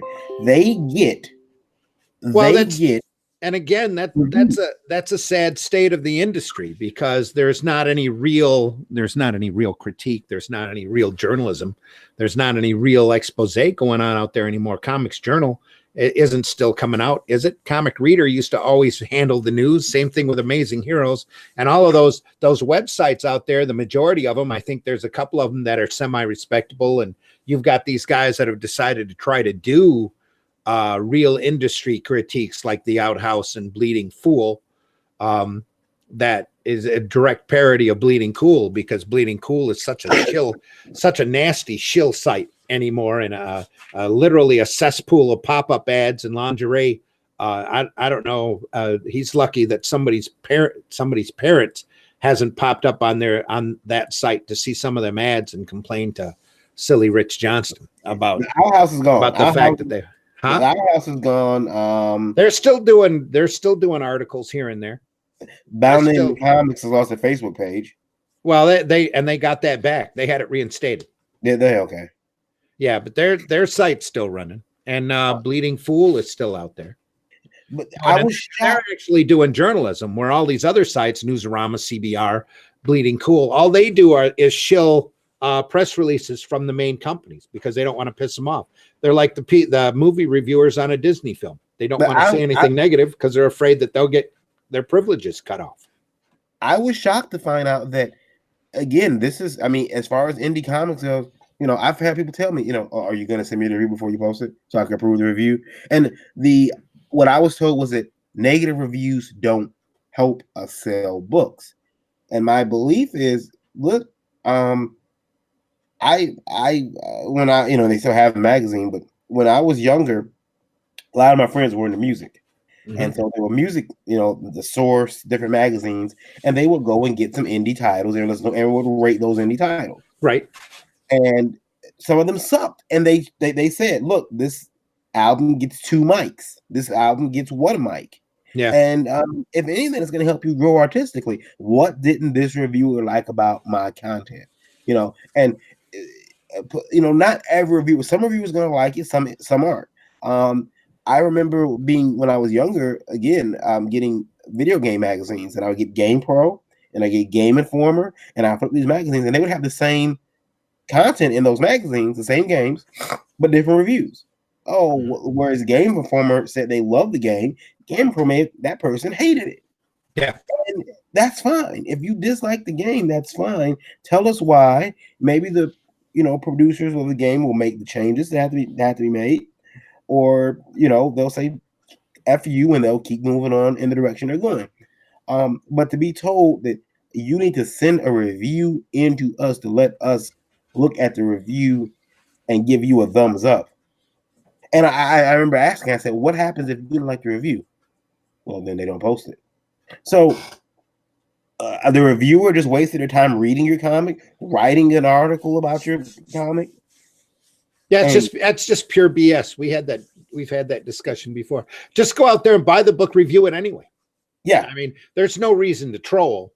Yeah. Unless you're going to review it constructively, there's no sense in doing it. But again, You're doing it teaches the reader. You are there expressing your viewpoint to the reader on an art form. Not everybody's viewpoint's going to be 100%, nor should it be. And not everybody's critique is all going to be all, sugar and spice, though that's what everybody wants. And the people have to get past their feelings on being critiqued, on this kind of stuff. They're going to have to take some lumps and their amateurism along with everybody else, From Lewis in the chat, he says the last legitimate comics news site I knew of was Comic Book Life from Steve Jackson Games, but that went away ages ago because the majority of people refuse to pay for their news and think it should be free online. And CBL didn't have ads. Comic Book Life didn't have ads, didn't have sponsors, so you paid $5 a month for a weekly online news magazine that had about 100 pages of online news each week, and about 35 to 40% was exclusive interviews with creators or diamond representatives. When I was covering some of their more, shall we say, questionable practice, etc., fans didn't want it, or rather, they didn't want to pay for it. And Indie Vote is free. Just go to our site. We got the reviews, and then we got music reviews, we got comic reviews, but again, we have to, you know, we're trying to bring some attention to these comics, and unfortunately, you know, I've been in positions where I've been asked to remove a review before. I think anybody that would ask for that kind of thing, you just don't review any more of their books and see, you know, just don't give them any more publicity. Yeah. Just done. Okay, you know, fine. I'll take your review down, but I'll never review another one of your books again. Thank you. See ya. Well, in this particular case, I had to refuse because I had, you know, at this point, very early on, I was paying people to review stuff. Mm-hmm. I'm not going to waste my money. You know? No, nor should you. Yeah. And this guy will just have to take his lumps because it's the reviewer's opinion. Again, you can always throw the Indie Volt disclaimer up there. The views of this critic do not necessarily reflect the views of Indie Volt as a website or a radio station or blah blah blah. You know, absolutely. You know, but there should be more of that as long as it's constructive, because that's the only way you're ever going to learn. There should be more honest critiques out there, because that's the only way you can grow, is by maybe getting a different person's perspective and looking back at your artwork. Because the sign of a good artist or a good writer is sitting back and reading his stuff 6 months, a year, 2 years from now, from when it was published, and deciding whether or not it still holds up and what they did wrong and what they've grown from since they wrote it or drew it. So I think it's important. There's the wife coming down the stairs. I see her. Hello. She can't hear me, but she can't hear you. Varian says hello. Hi, Varian. Are you happy? I put the sleeping bag up. I got a curtain back over there, so you can't see those mounds and mounds, boxes and boxes of comics and garbage and stuff back there. So, and then the spiral rack here is blocking the utility rack, though. I think you can still see stuff in there. Yeah.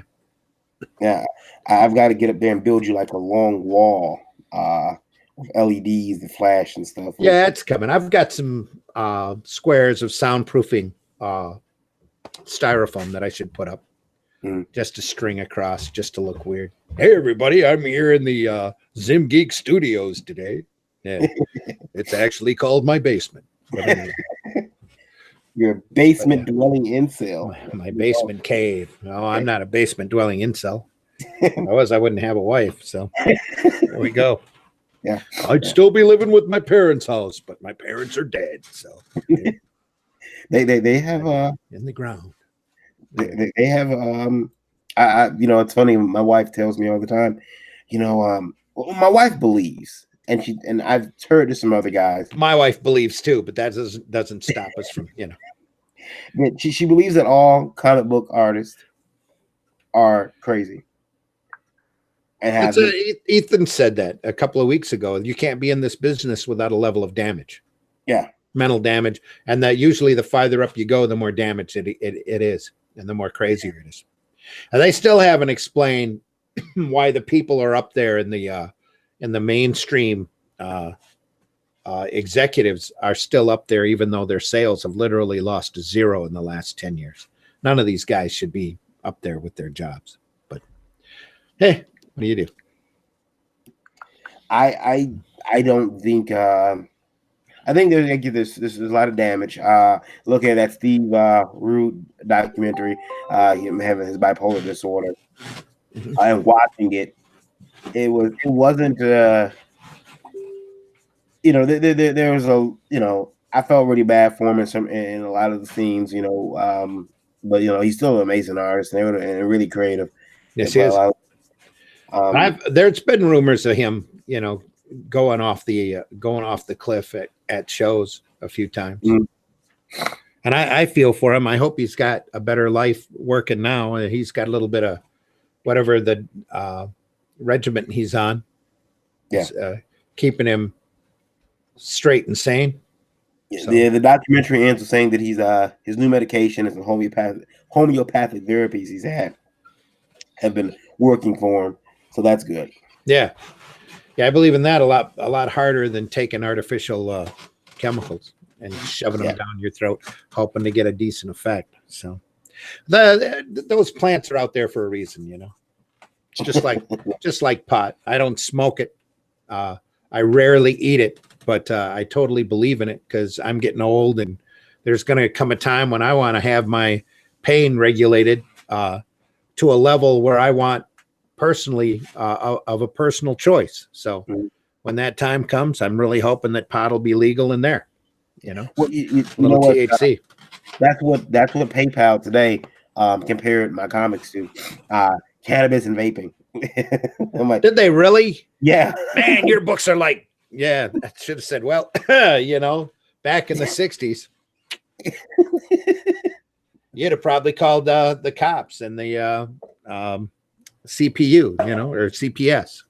Well, yeah, she said, we don't allow people to buy all forms of cannabis or to sell all forms of cannabis online. So maybe I'm like, so you think my comics, like somehow, like that were flagged? Is that what you're saying? My comics they are a drug, man. They're a drug. How to get that Wednesday fix? Come on. And used to be, you couldn't wait to get there on a Wednesday in order to pick up your books. Now you go, I haven't picked up comics in 3 weeks, and my pull box is probably big. I don't even know if I want to go in on Friday. Yeah. How much money am I going to have? I'll have $20. I'll be able to pick up 4 books. Yeah. Nowadays.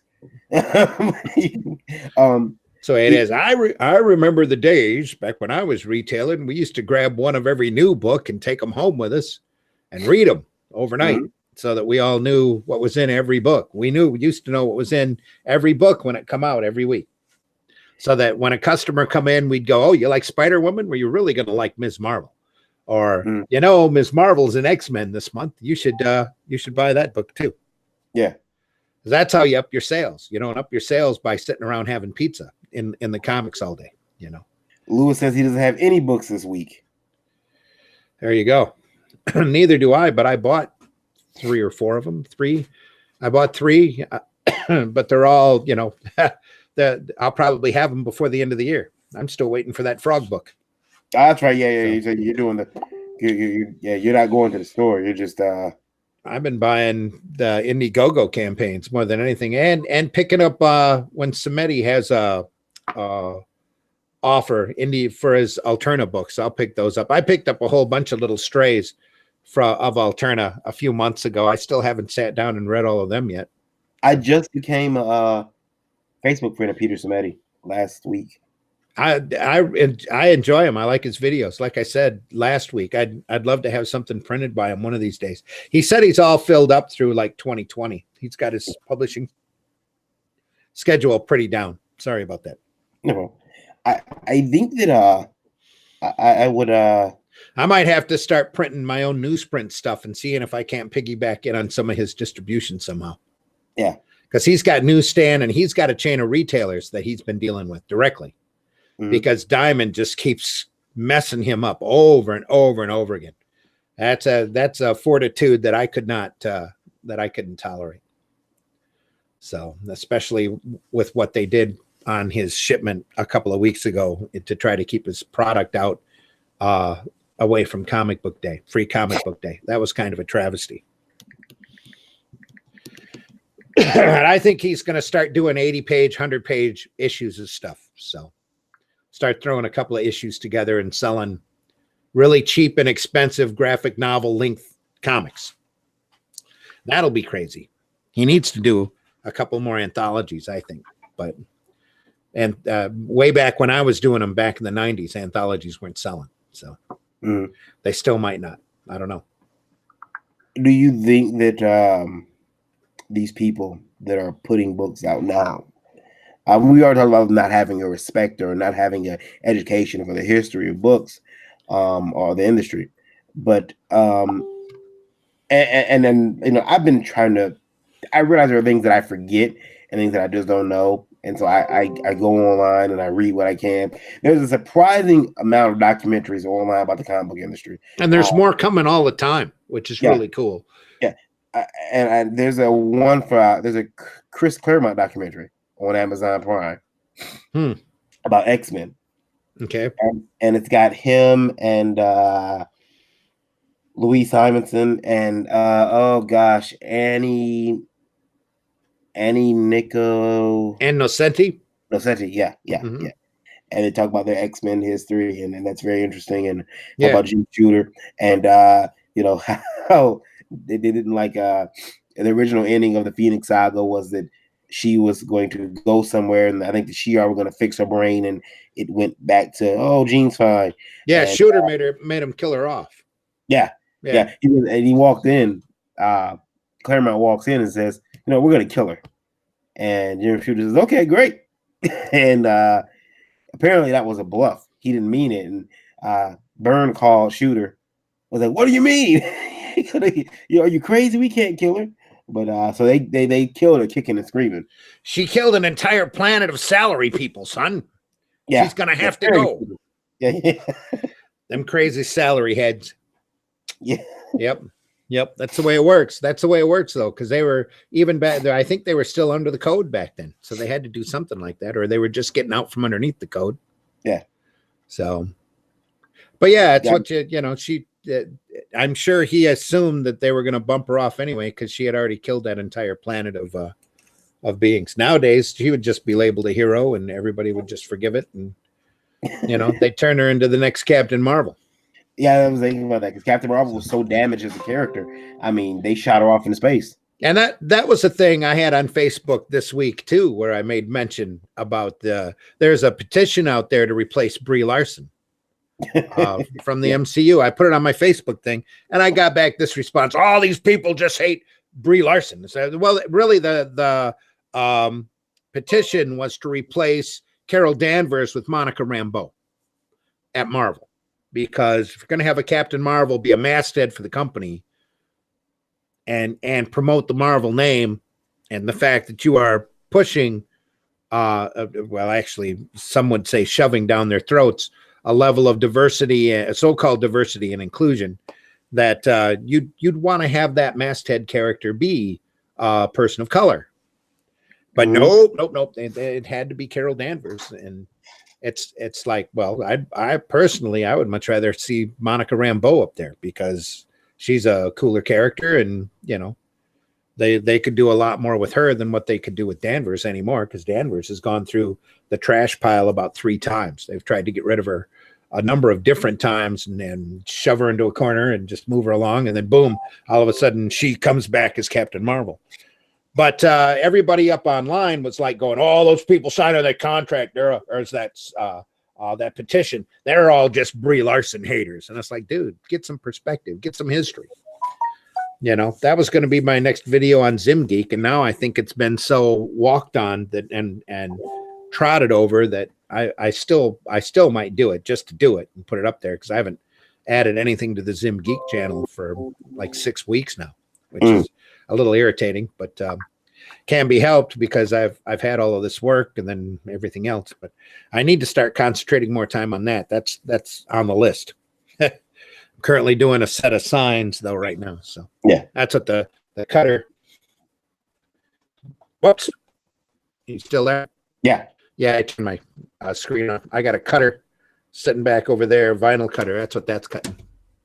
Tomorrow, I'm going to be weeding and taping signs all day. So it's a series of 78 signs. Yeah, okay. But it's all good for a client's new store that they're setting up north. But it's all good. Anyway, the thing is, it's all perspective, and I'm like, well, you don't know about the Carol Danvers character because all you probably know is that she was Ms. Marvel. And it's like, well, she was a lot more than Ms. Marvel, and I went through and gave a shorthand list of everything that's happened to her, and had one guy come back and go, "Oh man, I had no idea that all of this crap had happened. She was raped by Rogue, had all of her powers stolen. She was impregnated by an alien creature and forced to give birth to a creature that grew up and that she fell in love with and ran off into space with, and then came back a year or so later and blamed the Avengers, saying that she was taken against her will." It's a mess. The whole character has been a big mess. And then Claremont had enough sense to eventually give her godlike powers and ship her off into space so we don't have to deal with her. Carol Danvers became binary and gone into space. Yeah.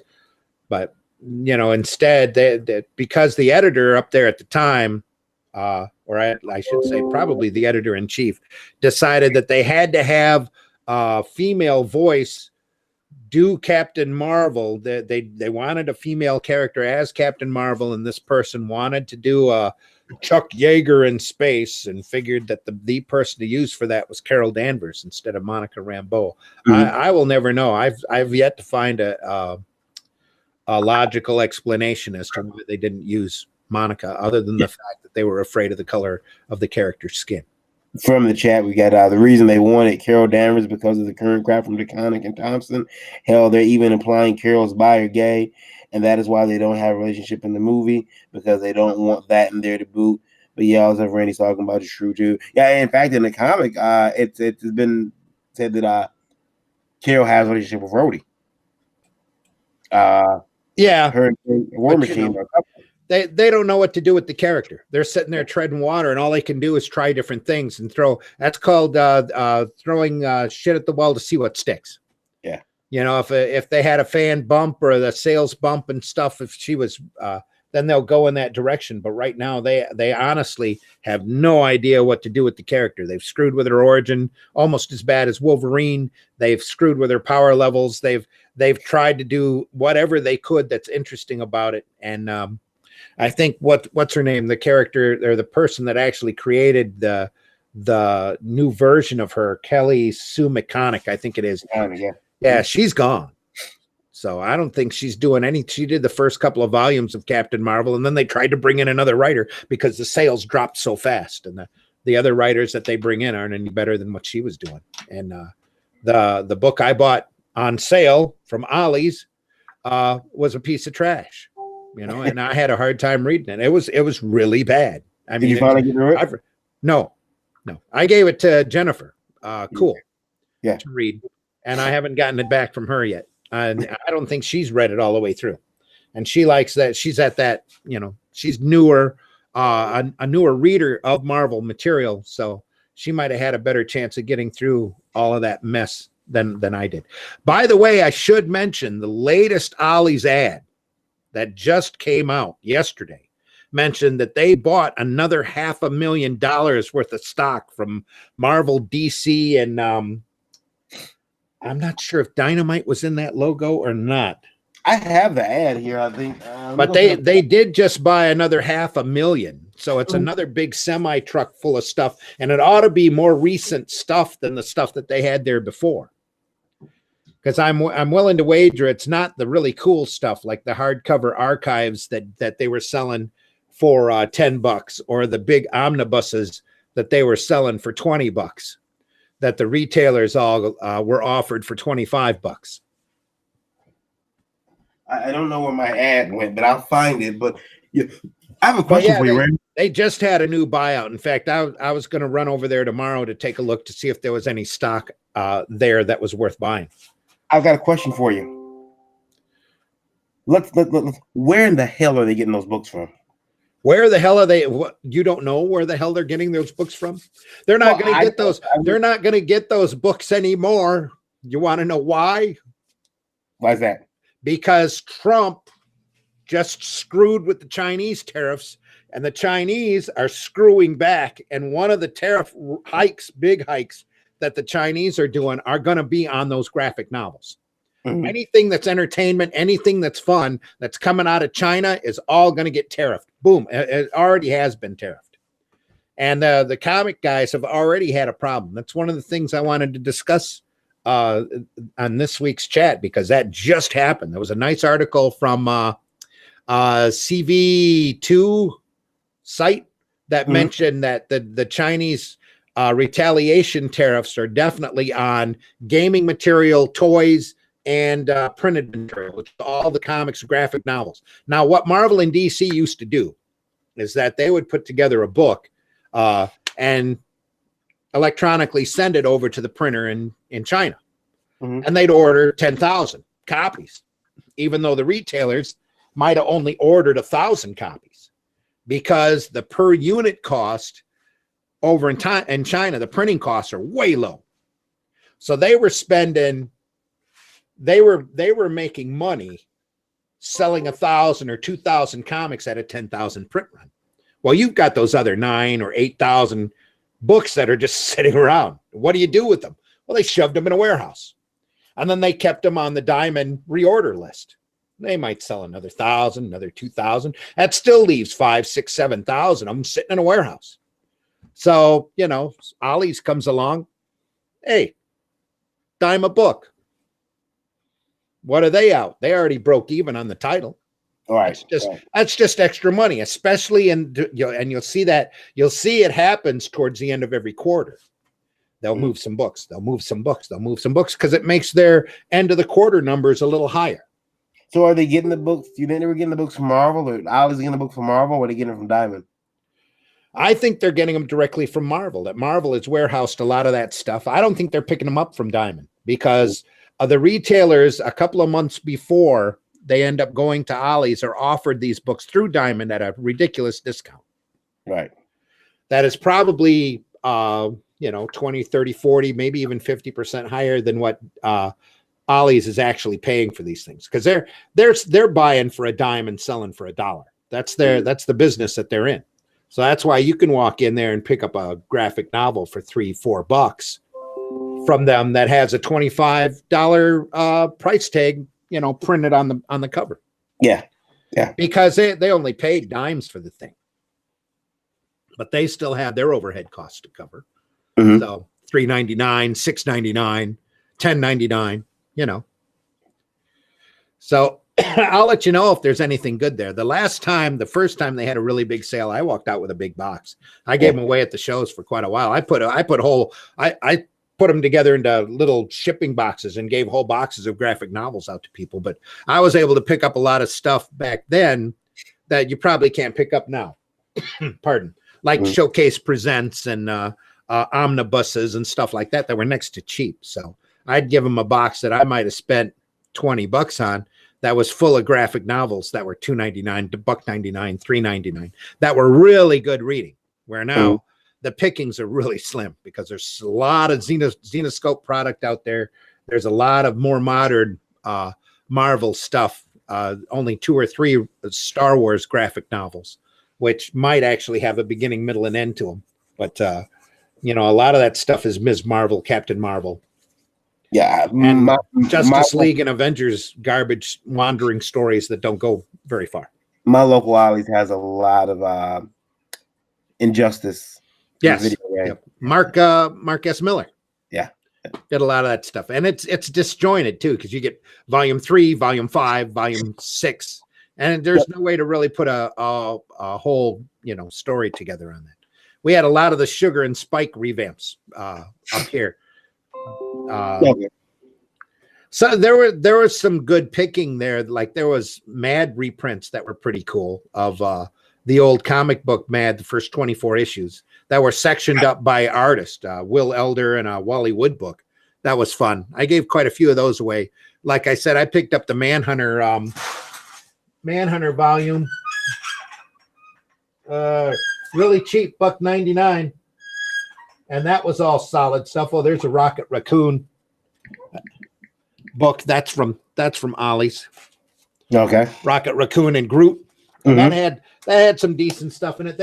This has the Rocket Raccoon original miniseries that Mike Mignola did. Okay. So that was fun. There's a Weird World collection out there that has all the Weird World material in it. I don't see my Manhunter book. I probably passed it.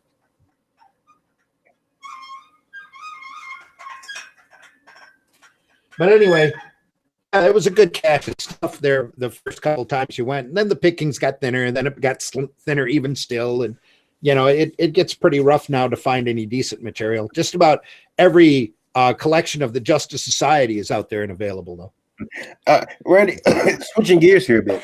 Well, a lot. Get away from that mainstream stuff. Hey, aren't you supposed to be talking about indie books? Come on. Anyway, Dave Brown just showed up. Dave Brown is the Dave Brown. He's in the chat. He is the creator of the Brown family. Oh yeah. Hey Dave, thanks for not giving up on us. He's in chat. I don't know if Dave. I don't believe Dave is doing Motor City Comic Con, this weekend. After that, I got Cherry Capital Con up in Traverse City.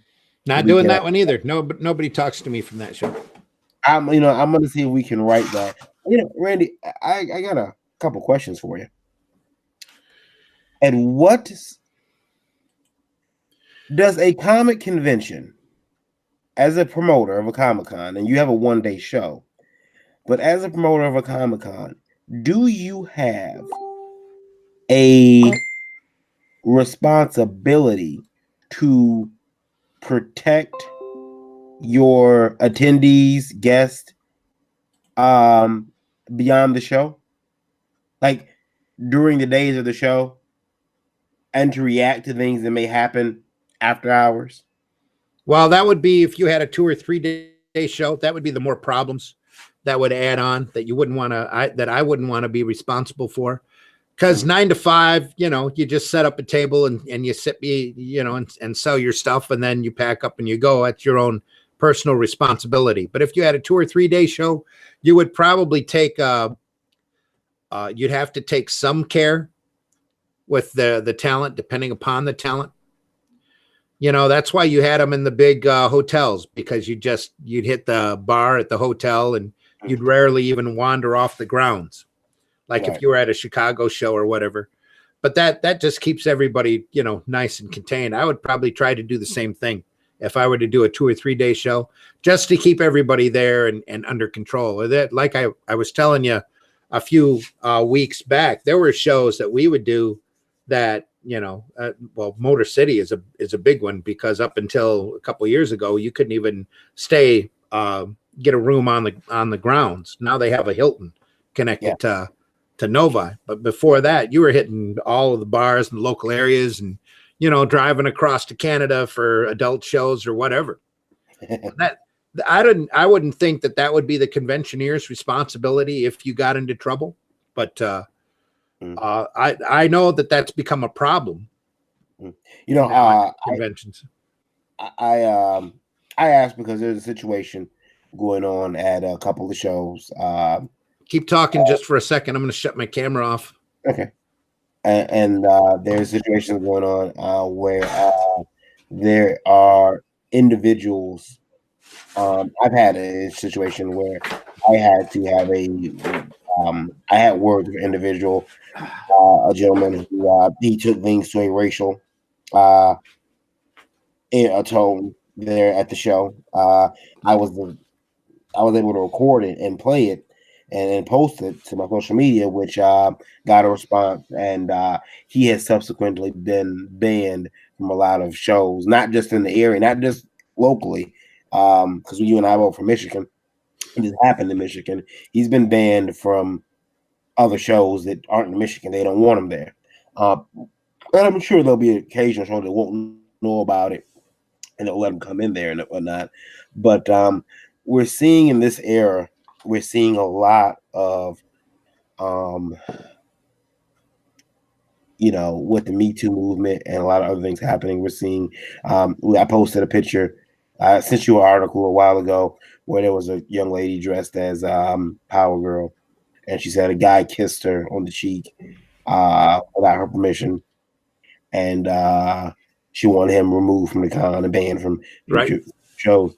And I was wondering, as a promoter of a show, what do you do, especially as the demand grows? Hey, we don't want this guy at the show. He's a violator of, he always has boundaries. We don't want him at the show. If he's here next year, we're not coming. How do you handle that as a promoter? Well, that's going to be a case-to-case thing, and how bad the person was acting, and if you wanted him back again. There's some people, there's some displayers at the show, at my show. I only do a 1 day show, 9 to 5. That's it. And there's some guys that have set up that I don't invite back. The tables are full if they call. And there's other people that I kind of, okay, that have had a few complaints about their attitude or whatever. But I've never had to run into that Me Too problem yet. And I'm sure, like I keep telling Monica, we've had so many smooth shows, which we've had 10 in April and 3 or 4 of them in September, that we're bound to eventually run into some sort of problem like that. We're just going to have to handle it on a case-by-case basis as it comes along. Right. But everybody needs to, the girl who was Power Girl, that situation is a sad and unfortunate situation, because there needs to be a level of there needs to be a level of propriety as well as a level of acceptance, and a little bit of a level of empathy. And as more time goes by, the more the guys are going to realize that it's like the old construction site. So you can't really catcall. You need to have a certain level of respect, and there needs to be some propriety there that needs to be maintained. You can't just go, "Hey, girly," and then smooch her on the cheek and decide to get away with it. Yeah, it's the same thing as like patting her ass or copping a feel or whatever. It's just wrong, and you don't do, and it should be recognized as unacceptable behavior. But at the same time, if the guy comes up and kisses you or kisses a girl on the cheek after she's already gotten 3 kisses from the guys before on the cheek, and this guy just seems to be a little bit more unacceptable in her mind, and she's gonna make a fuss about it, then she needs to either lighten up or not come back to the show dressed as a superhero that people want to adore. Let me read this, and then I'll elaborate a little bit more on that comment. But let me read this. This is from the chat. If you mean after hours shows at a hotel, then yes, you have to have some responsibility. But even the hotels, there can be some insane stuff going on. I've had to step in as a guest creator to get security, stop potential problems. I've had to have some individuals removed due to openly sexual behavior on the con floor. Basically, individuals following one another on a bench in the artist alley. Rude people who were taking photos of a female artist who happened to have her thong showing by accident. Her jeans rolled too low and she didn't know it. Took their phones and made them delete the pic, stuff like that. For the situation I'm referring to, and I'm going to try to. It's a friend of mine. She was at a show, and I have to try to get emotional. But she was at a show, and she was. There's no easy way to put it. She basically was raped at the show, and during, not at the show, but at a hotel afterwards. Right. And she notified the police. Yeah. And the police, kind of basically told her, stay away from the guy. They kind of just swept it under the rug. She made people at the show aware of what had happened, because this show is at a hotel. And she let them know that this had happened, and they promised her that this individual would not be welcome back at their show, and they told her he wouldn't be allowed there. And sure as hell, on their guest list, guess who's there? And she messages them like, "Hey guys, I'm at your show. I've paid for my hotel room, and the hotel rooms are not cheap. They're not cheap. They're $300 a night." Yeah. It's one of the few conventions where the hotel room is more expensive than the table. And she says that, I don't feel comfortable around this guy. You told me he wouldn't be allowed to be at the show. Oh, we forgot, and let's see if we can do something. Oh, sorry, they kind of played along. Oh, we can't get him out of his contract, and sorry, we got a contract with the guy, and this and that and the other. And I really feel that in that particular case, and they're in for a big surprise this year, because there's a number of people who are organizing to make sure that it's known what he did. There are people who are going to make this show this year very unpleasant for him, and at the promoters of the show kind of take his side. Hey guys, they're going to make it unpleasant for them, and there are people already telling them that if this guy comes back to the show next year, we won't be there.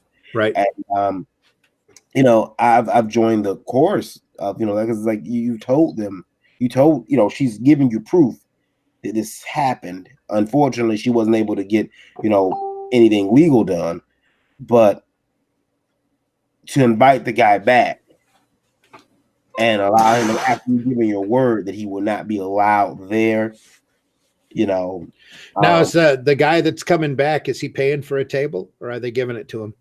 He is paying for a table, I believe. As a matter of fact, there was it had gotten out that he hadn't actually paid for his table by deadline, but the promoter of the show gave, they're able to take money at the show. Is it a single promoter show or is it a convention that's run by a committee? Because if it's run by a committee, they probably wouldn't put up with that. They'd make him withdraw and refund his money and just kick him out. It's a couple guys. It's a couple guys and girls. But I think there is one main, numero uno that everything has to come down to. Yeah. But I think, that he shouldn't have been in. If they know for sure that he did that, he probably should have been broomed. And they shouldn't. They should refund his money and let him go. But again, it's a hard call because it's a case by case basis, and they also have to go by their impression of the girl too. The last thing that any convention guy wants or any convention organizers want is a scandal running around. Right. And I'll tell you this. I didn't. I had no idea of what had happened, and my wife got a very bad vibe about him. My wife was out having a cigarette break, and this gentleman came out and wanted to get a cigarette with my wife, and she's like, yeah, she gives him one, and he's like, every convention he has a new girlfriend. Mm-hmm. Every convention he has a new girlfriend with him. And my wife says, hey, he was really flirting with me. And then he found out we were married and he backed off. Okay. And I'm like, well, yeah, he found out we were married, he backed off that's he doesn't seem to like, if she's single, hey, game on. But, if she's married, okay, I'll back off. There's no need for me to, but, yeah, I did. I got really upset and I reached out to the promoter. And I sent a message to them, and I'm like, look, I'm locked in for this year. I feel, as what happened to me, in my situation, and the young lady who suffered this, rape, she actually helped me with my situation when I was, called the N-word at the show. Yeah. So when, I feel bad because she supported me, and I felt like, even if she hadn't supported me, what happened to her shouldn't happen to anybody. But and so I come back to the show myself, if they can't keep this guy out of their shows in the future. Mm-hmm. Allow him to be back at that show. There's a lot of other shows he could be doing. You're going robotic, buddy. I can hardly hear you, and you're freezing on my picture here. All right, let me see if you can. Let's see here. That's a little better. Okay. So from the chat, something like that happened locally at one of the local shows here in Columbia, and the rapist actually got charged by a promoter. I have to ask him. Hold on, I'll see if he's available. And again, and it happened during a show. I think that and that's why I was asking you, is it the promoter's job to protect? I mean, if it happened, we can't stop it from happening. We're not in your hotel room with you, but we can damn sure avenge it and make sure that he's not coming back, he or she, to future shows. Yeah, but again, that's a case by case basis. You'd have to go through and look at it individually. And you've had smooth shows. You never had anything happen. No, we don't invite that kind of, that we don't invite that kind of behavior. We're all friends. Yeah. Most of the people that set up there, except for this last show that I did, and probably the one in September, are all people that I knew personally over the years. So, and the bad apples or the sleazy vendors are just ignored, or I'm sorry, buddy, but I don't have any tables available for you. Yeah,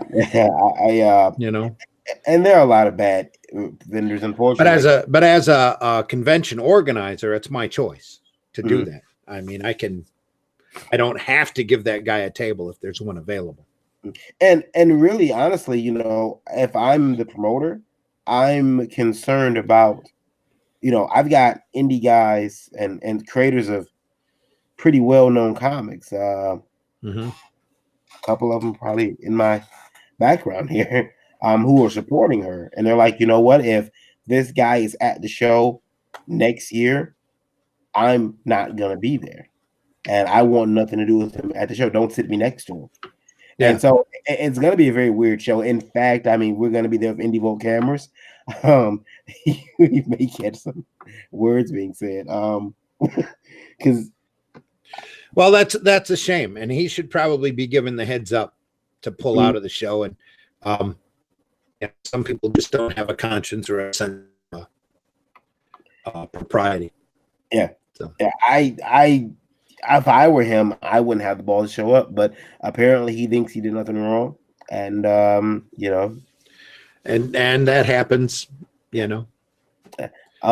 as well. And he might've explained that to the convention people, to the point where the convention people that thinks that she's at fault. Wouldn't be the first time that happened. That's unfortunate. And I just, when I first opened my first publishing company, I mean, I know they don't want to admit this, Randy, but you and I both know that comic books predominantly have been a boys' club. Well, see, that goes back to knowing your history and to understanding where comics were as your point of perspective. Because comics were all really misogynistic, especially during the early Image era, and even the start of cosplay. Cosplay was really an idea that a girl could parade around in one of these skimpy costumes and not really be in trouble.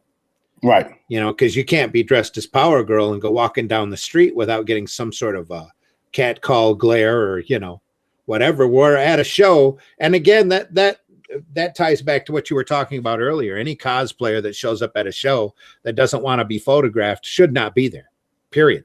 And they should be told that point blank. If you're going to cosplay at the show, and I'm not saying yet remotely that you should be molested or in any way, or that your personal space be violated in any way. But if you dress as Power Girl and you look cute, you're going to have your picture taken, whether you want it or not.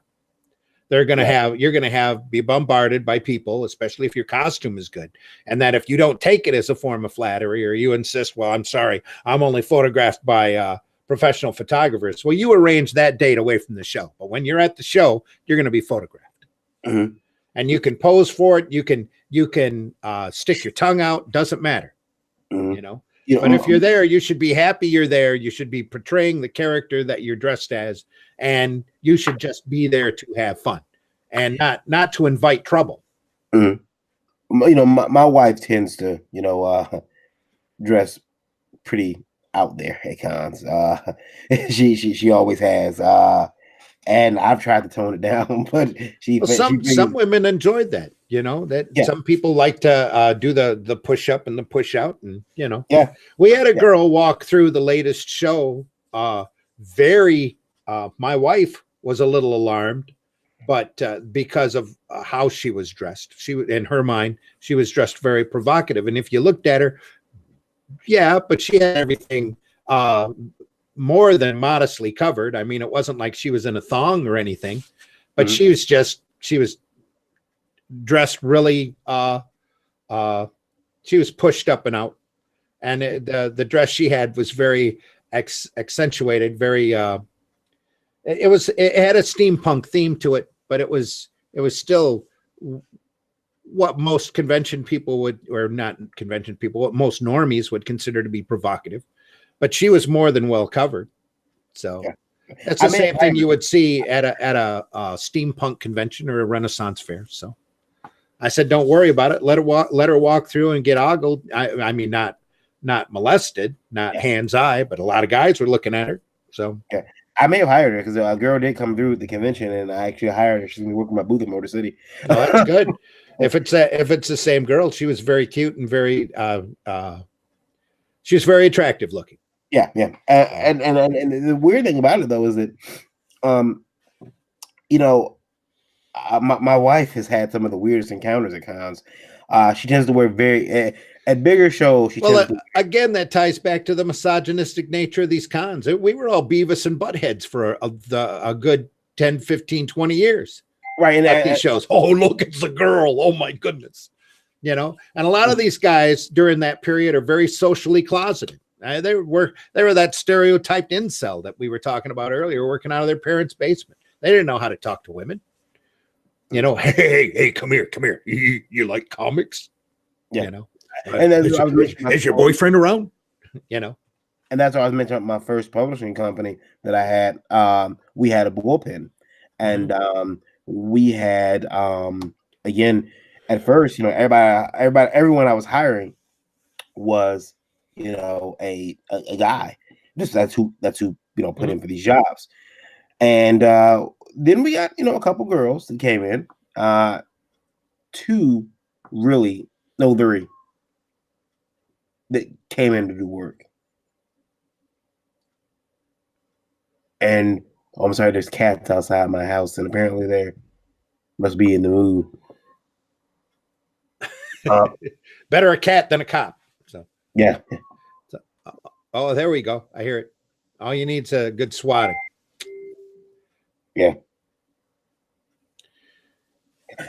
Anyway, though, but yeah, there was back when Harris first started. There were girls dressed as Vampirella there in the old skin tight two lanes of red fabric down the front outfits, and she had lines when she first was there because that's all that were there were guys. And boom, here comes this busty girl that's using glue in order to keep her nipples covered.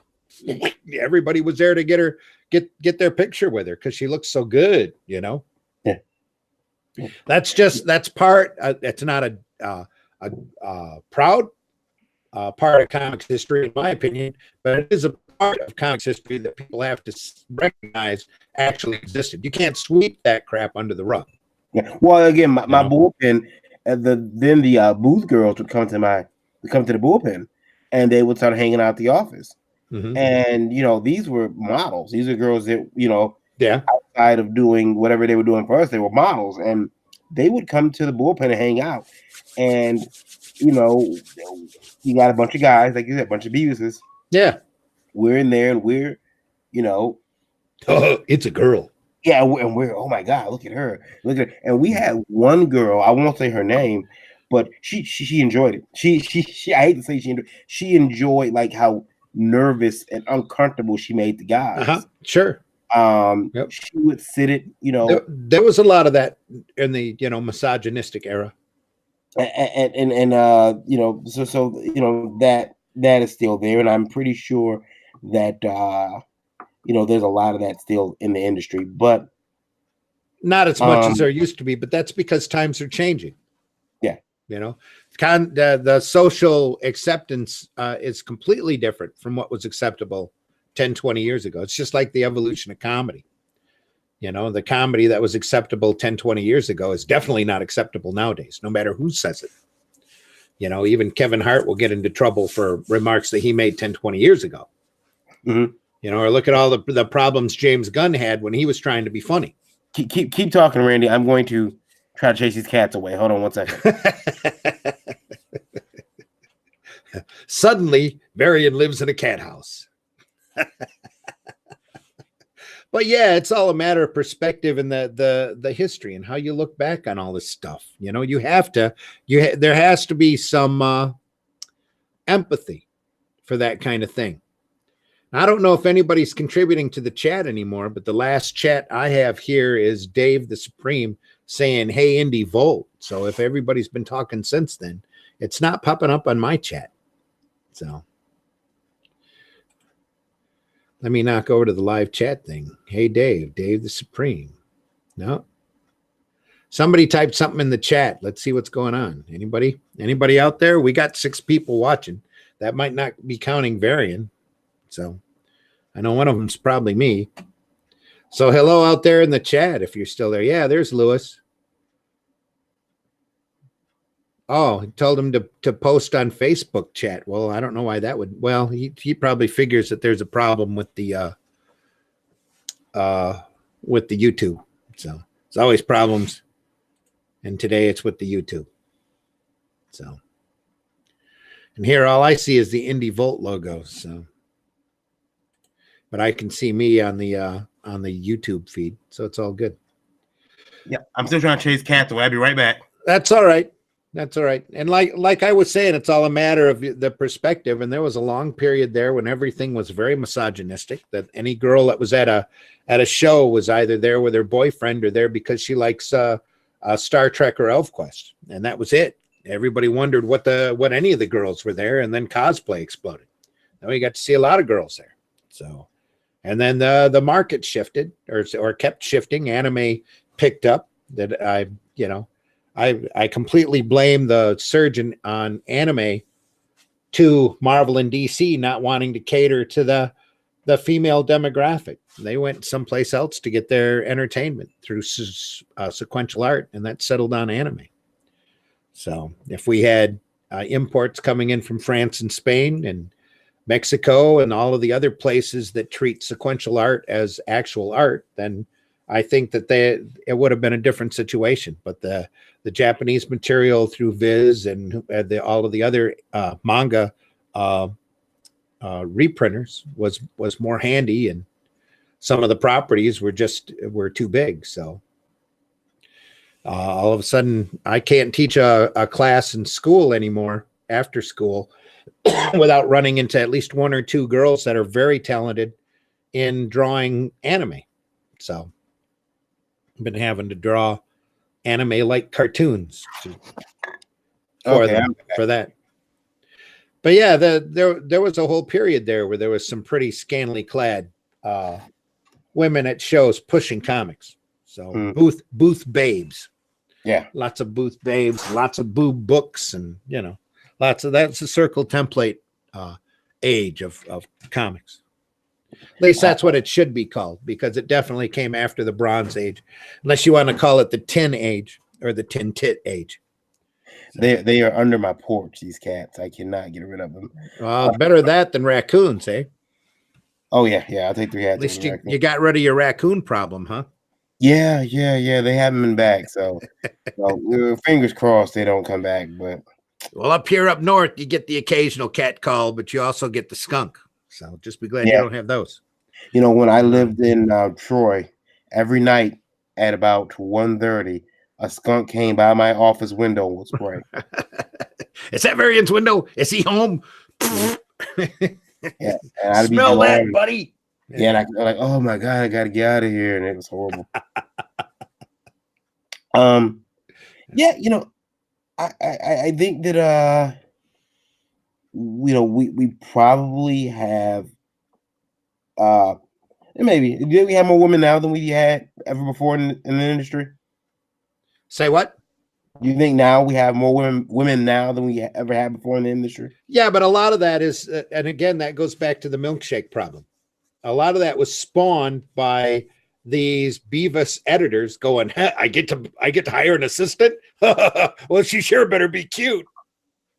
Yeah. And they bring in a girl for her looks more than her talent. That's been the big complaint running through the industry right now, is that there's so many people up there working at the mainstream companies that are there because of their looks or their condition or their ist, that were hired for a point of view or to give their point of view when they don't have the talent to do it properly. And that's been one of the big problems with the numbers, because the numbers reflect off of the quality of these books. If these people were doing quality products, they wouldn't be looking at the numbers that they're looking at now, and especially leaning on variant covers and double and triple shipping book number ones out there in order to try to get people into your titles. They wouldn't have that problem. What do you think we see an indie publisher variant covers?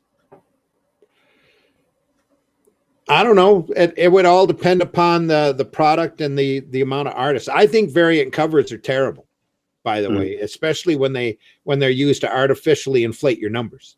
Mm-hmm. One of the videos that we are going to do as soon as I get all the people together up here, I want to do a history of Arrow Comics because way back in the 80s, Arrow invented the variant cover. Okay. For a Dead World. And the reason they created the variant cover for Dead World is Dead World 2 had a zombie on the cover that had his guts falling out. And so many retailers complained that why are you trying to sell us this book with all this gore on the cover? We can't sell that to moms. You know, they decided to start doing two versions of Dead World, or two different covers. There was a gore cover that Vince got to do all of his pre-training for all of those wonderful Cannibal Corpse covers, album covers that he's been doing, ever since Dead World came out. And there was a Tame cover where he got to be artistic and family friendly at the same time. So he'd paint, still life of fruit or somebody standing there or whatever, and they were beautiful art pieces. But we would offer two covers, Tame and Adult, on every issue of Dead World from I think it was issue 3 or 4 on. And that's how that we started doing variant covers on that. And it would sold the hell out of them because people would buy one of each, because back then it was an oddity. Nowadays it's common practice. But Marvel makes you buy 20 of one cover in order to get the one of the special cover. And they do that on purpose in order to stab their numbers up. We never did anything like that. It was all how many regular covers do you want? How many variants do you want? Or how many Tame covers, how many adult covers? And the adult covers always moved more than the Tame covers, which made the Tame covers rarer, which made the prices on the Tame Dead World covers go up. There's a lot of that stuff that none of us Arrow people have any left of. Vince might have a copy of everything that he did, but I know Ralph doesn't have them. I know I don't have all of the covers. So you ever see a Tame cover in a $1 box from Dead World at the show, I would recommend you pick it up. Okay. Couple things real quick, couple comments from the chat. But conversely, you have to remember there are bad cosplayers who misbehave too. I mean, when I have to tell women to stand up straight because I don't want that boobage in my face while I'm signing their books, sketching, am I being rude? I mean, to me, if I wanted to do that, I go to a strip club and get lap dances for sketches. It takes all types. There are girls that want to be seen and girls that just want to be there because they think they kind of look like the character. But I always tell every budding artist that if you ever want to learn how to draw superhero female anatomy, that you need to take a sketchbook to a strip club and sit there and draw, or ask the girl to sit in a chair or to strike an action pose for a little bit, take a quick picture, or whatever you have to do. That's how you can learn how to draw the proper female form. That's why they have life drawing classes in college. Yeah. And I was talking to a buddy of mine who's was telling me that he was taking some life drawing classes, and he happened to ask the young lady. He said when she came in, she took her robe off. He said, gorgeous girl, full makeup, and he says, but he could tell that she had enhancements in certain areas. And during the break, she was walking around looking at some of the art, and he, asked her, is this what you do, kind of for a living? And he said, no, I'm a dancer. I work at, club down the street, strip club down the street. Yeah. and so it was weird. He said he didn't think she was actually a stripper, but she was. Because you never know. And it's impolite to ask. He says, no, we have always had women, but they were recognized for their contributions. They were not recognized for their contributions in the past. People like Marie Severin, Louise Simonson, Colleen Doran, June Brigman, Kim Yale. Extremely rare and a very small list. Patty Cockrum, Renee Witter-Sater, Ramona Fredon, Annie Nocetti. This is all about her. And Nocenti, yeah. Louise Simonson, yeah, we know. Cynthia Martin, Jan Racima, etc. Oh, By the way, that was a guy. But Was it? Yeah. Okay. And they were buried by the guys. I'm pretty sure Jan Duracima was I always thought it was a woman, and that's the artist that was on Arian for a while. The Wizard of Atlantis, or whatever they called it for the short period of time. He was a graduate from Kubert School. So they were buried by the guys. Today is like, hey, let's promote the women and prove we're forward thinking, which would be fine if they're promoted talents who warranted, like Randy pointed out. I don't have a problem with he said Jan is a woman married to Tom Mandrake. Well, nowadays you never know. No. Then I was mistaken. It's okay. I'm sorry. You never know. They could have started out that way. Well, then you start talking about what's his name? Jeff Jones. Yeah. Even Von Baudet, got a little transgendery there for a while. So to each their own. That didn't keep them from doing phenomenal, incredible, unbelievable art. Yeah. I guess we're about ready to go off the air here. It's getting pretty late. I know it is 1 a.m. according to the clock on the wall. Yeah. So. Yeah. So I apologize everybody for our late start again.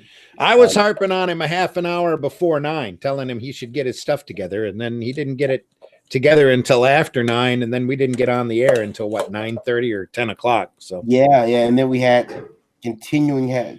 We need to start cranking on this at about 7:30, 7:45. If you can. I don't know what your Tuesday schedule is, but usually it's pretty open. Usually I've moved it around so it can be now. But well, I look forward to it every week. I hope the 7 viewers that are still out there do too. But I would like to make it 5 watching now, according to this. But I'd like to make it a definite. We should be on the air by 9 o'clock and probably off the air by midnight or 12:30, depending upon how hot our discussion is. So yeah. And we have to make a special airing at some point, Randy, because Rob Anderson really wants to come on, and he cannot do our Tuesday nights. He has some prior obligations on Tuesday night for his health, and so he needs us to come on at a different time. That's cool. So we could do a special at some point with Rob. Well, we can always do a Tuesday and then record whenever Rob's available, and you could always postpone that until the following Tuesday. Yeah. That way we would definitely be on during that time period. Hey, you can catch our live chat right at this point. It's just that we won't be able to get the live chat people working in there. Yeah. It would definitely be a 3 or 4, depending upon how many we had talking amongst ourselves, sided discussion. But I would love to talk to him. So, and again, there's somebody with a different perspective. He's got a different perspective from you. He's got a different perspective from me. And he's been in the business long enough to have formed opinions and become, curmudgeon-y and very opinionated like the two of us. So. Mm-hmm. Yeah. Lewis says, Jeffrey Catherine Jones, Louis Simonson's first husband before he transitioned and they divorced. Still didn't keep him from doing phenomenal art. Yeah. He was and I understand he was a good individual. Yeah. So we'll be logging off. Thank everybody for watching. I will see everyone soon. Hopefully on Tuesday. Hopefully at 9 o'clock. Pay attention to our Facebook pages. We will post that YouTube link as soon as we are officially live and both able to talk to each other. All right. I will talk to everyone later. You can hit us up on IndieVolt, the Facebook page, indievolt.com, as well as listen to this. Twitter and that Zimmgeek YouTube channel that I do. Well, I'm hoping to have some stuff up this week, but I said that last week and it didn't happen. So I got to get past some aisle signs. I've got 2-3 sets of T-shirts that I have to coordinate, but hopefully I can get something up there on that Zimmgeek YouTube channel soon. Yeah, and I'm waiting for you to announce that you're going to be taking over the art duties for Ollie's. That would be an easy assignment, but most of that's clip art. They probably have a buddy at their main warehouse that sits there and goes, "I can draw Ollie's. Here we go." You know, that's what it looks like. At least if they're not paying, they can't be paying that. They're probably paying some advertising company guy who's getting paid more to draw a single Ollie's illustration than what we do to draw an entire page of comics professionally. So who knows? But it's probably set up with clip art. I did a series of clip art like that for a hardware store chain that they kept of all of their managers that they pasted in for quite a few years. But they couldn't keep the the employee structure up there for very long. And I'm supposed to do another set of manager illustrations for them sometime soon, but they haven't brought that up yet. I haven't kind of pressed the situation because I've been busy. So Lewis is the con runner. He told me about didn't reply yet. Yeah, Lewis, when you get a chance to talk to him, find out what he did. I'd like to know what he did and how he handled the situation. All right, everybody. Thank you for listening. I will talk to everybody soon. We'll be back here next Tuesday at 9 o'clock. Take care. Have a good week.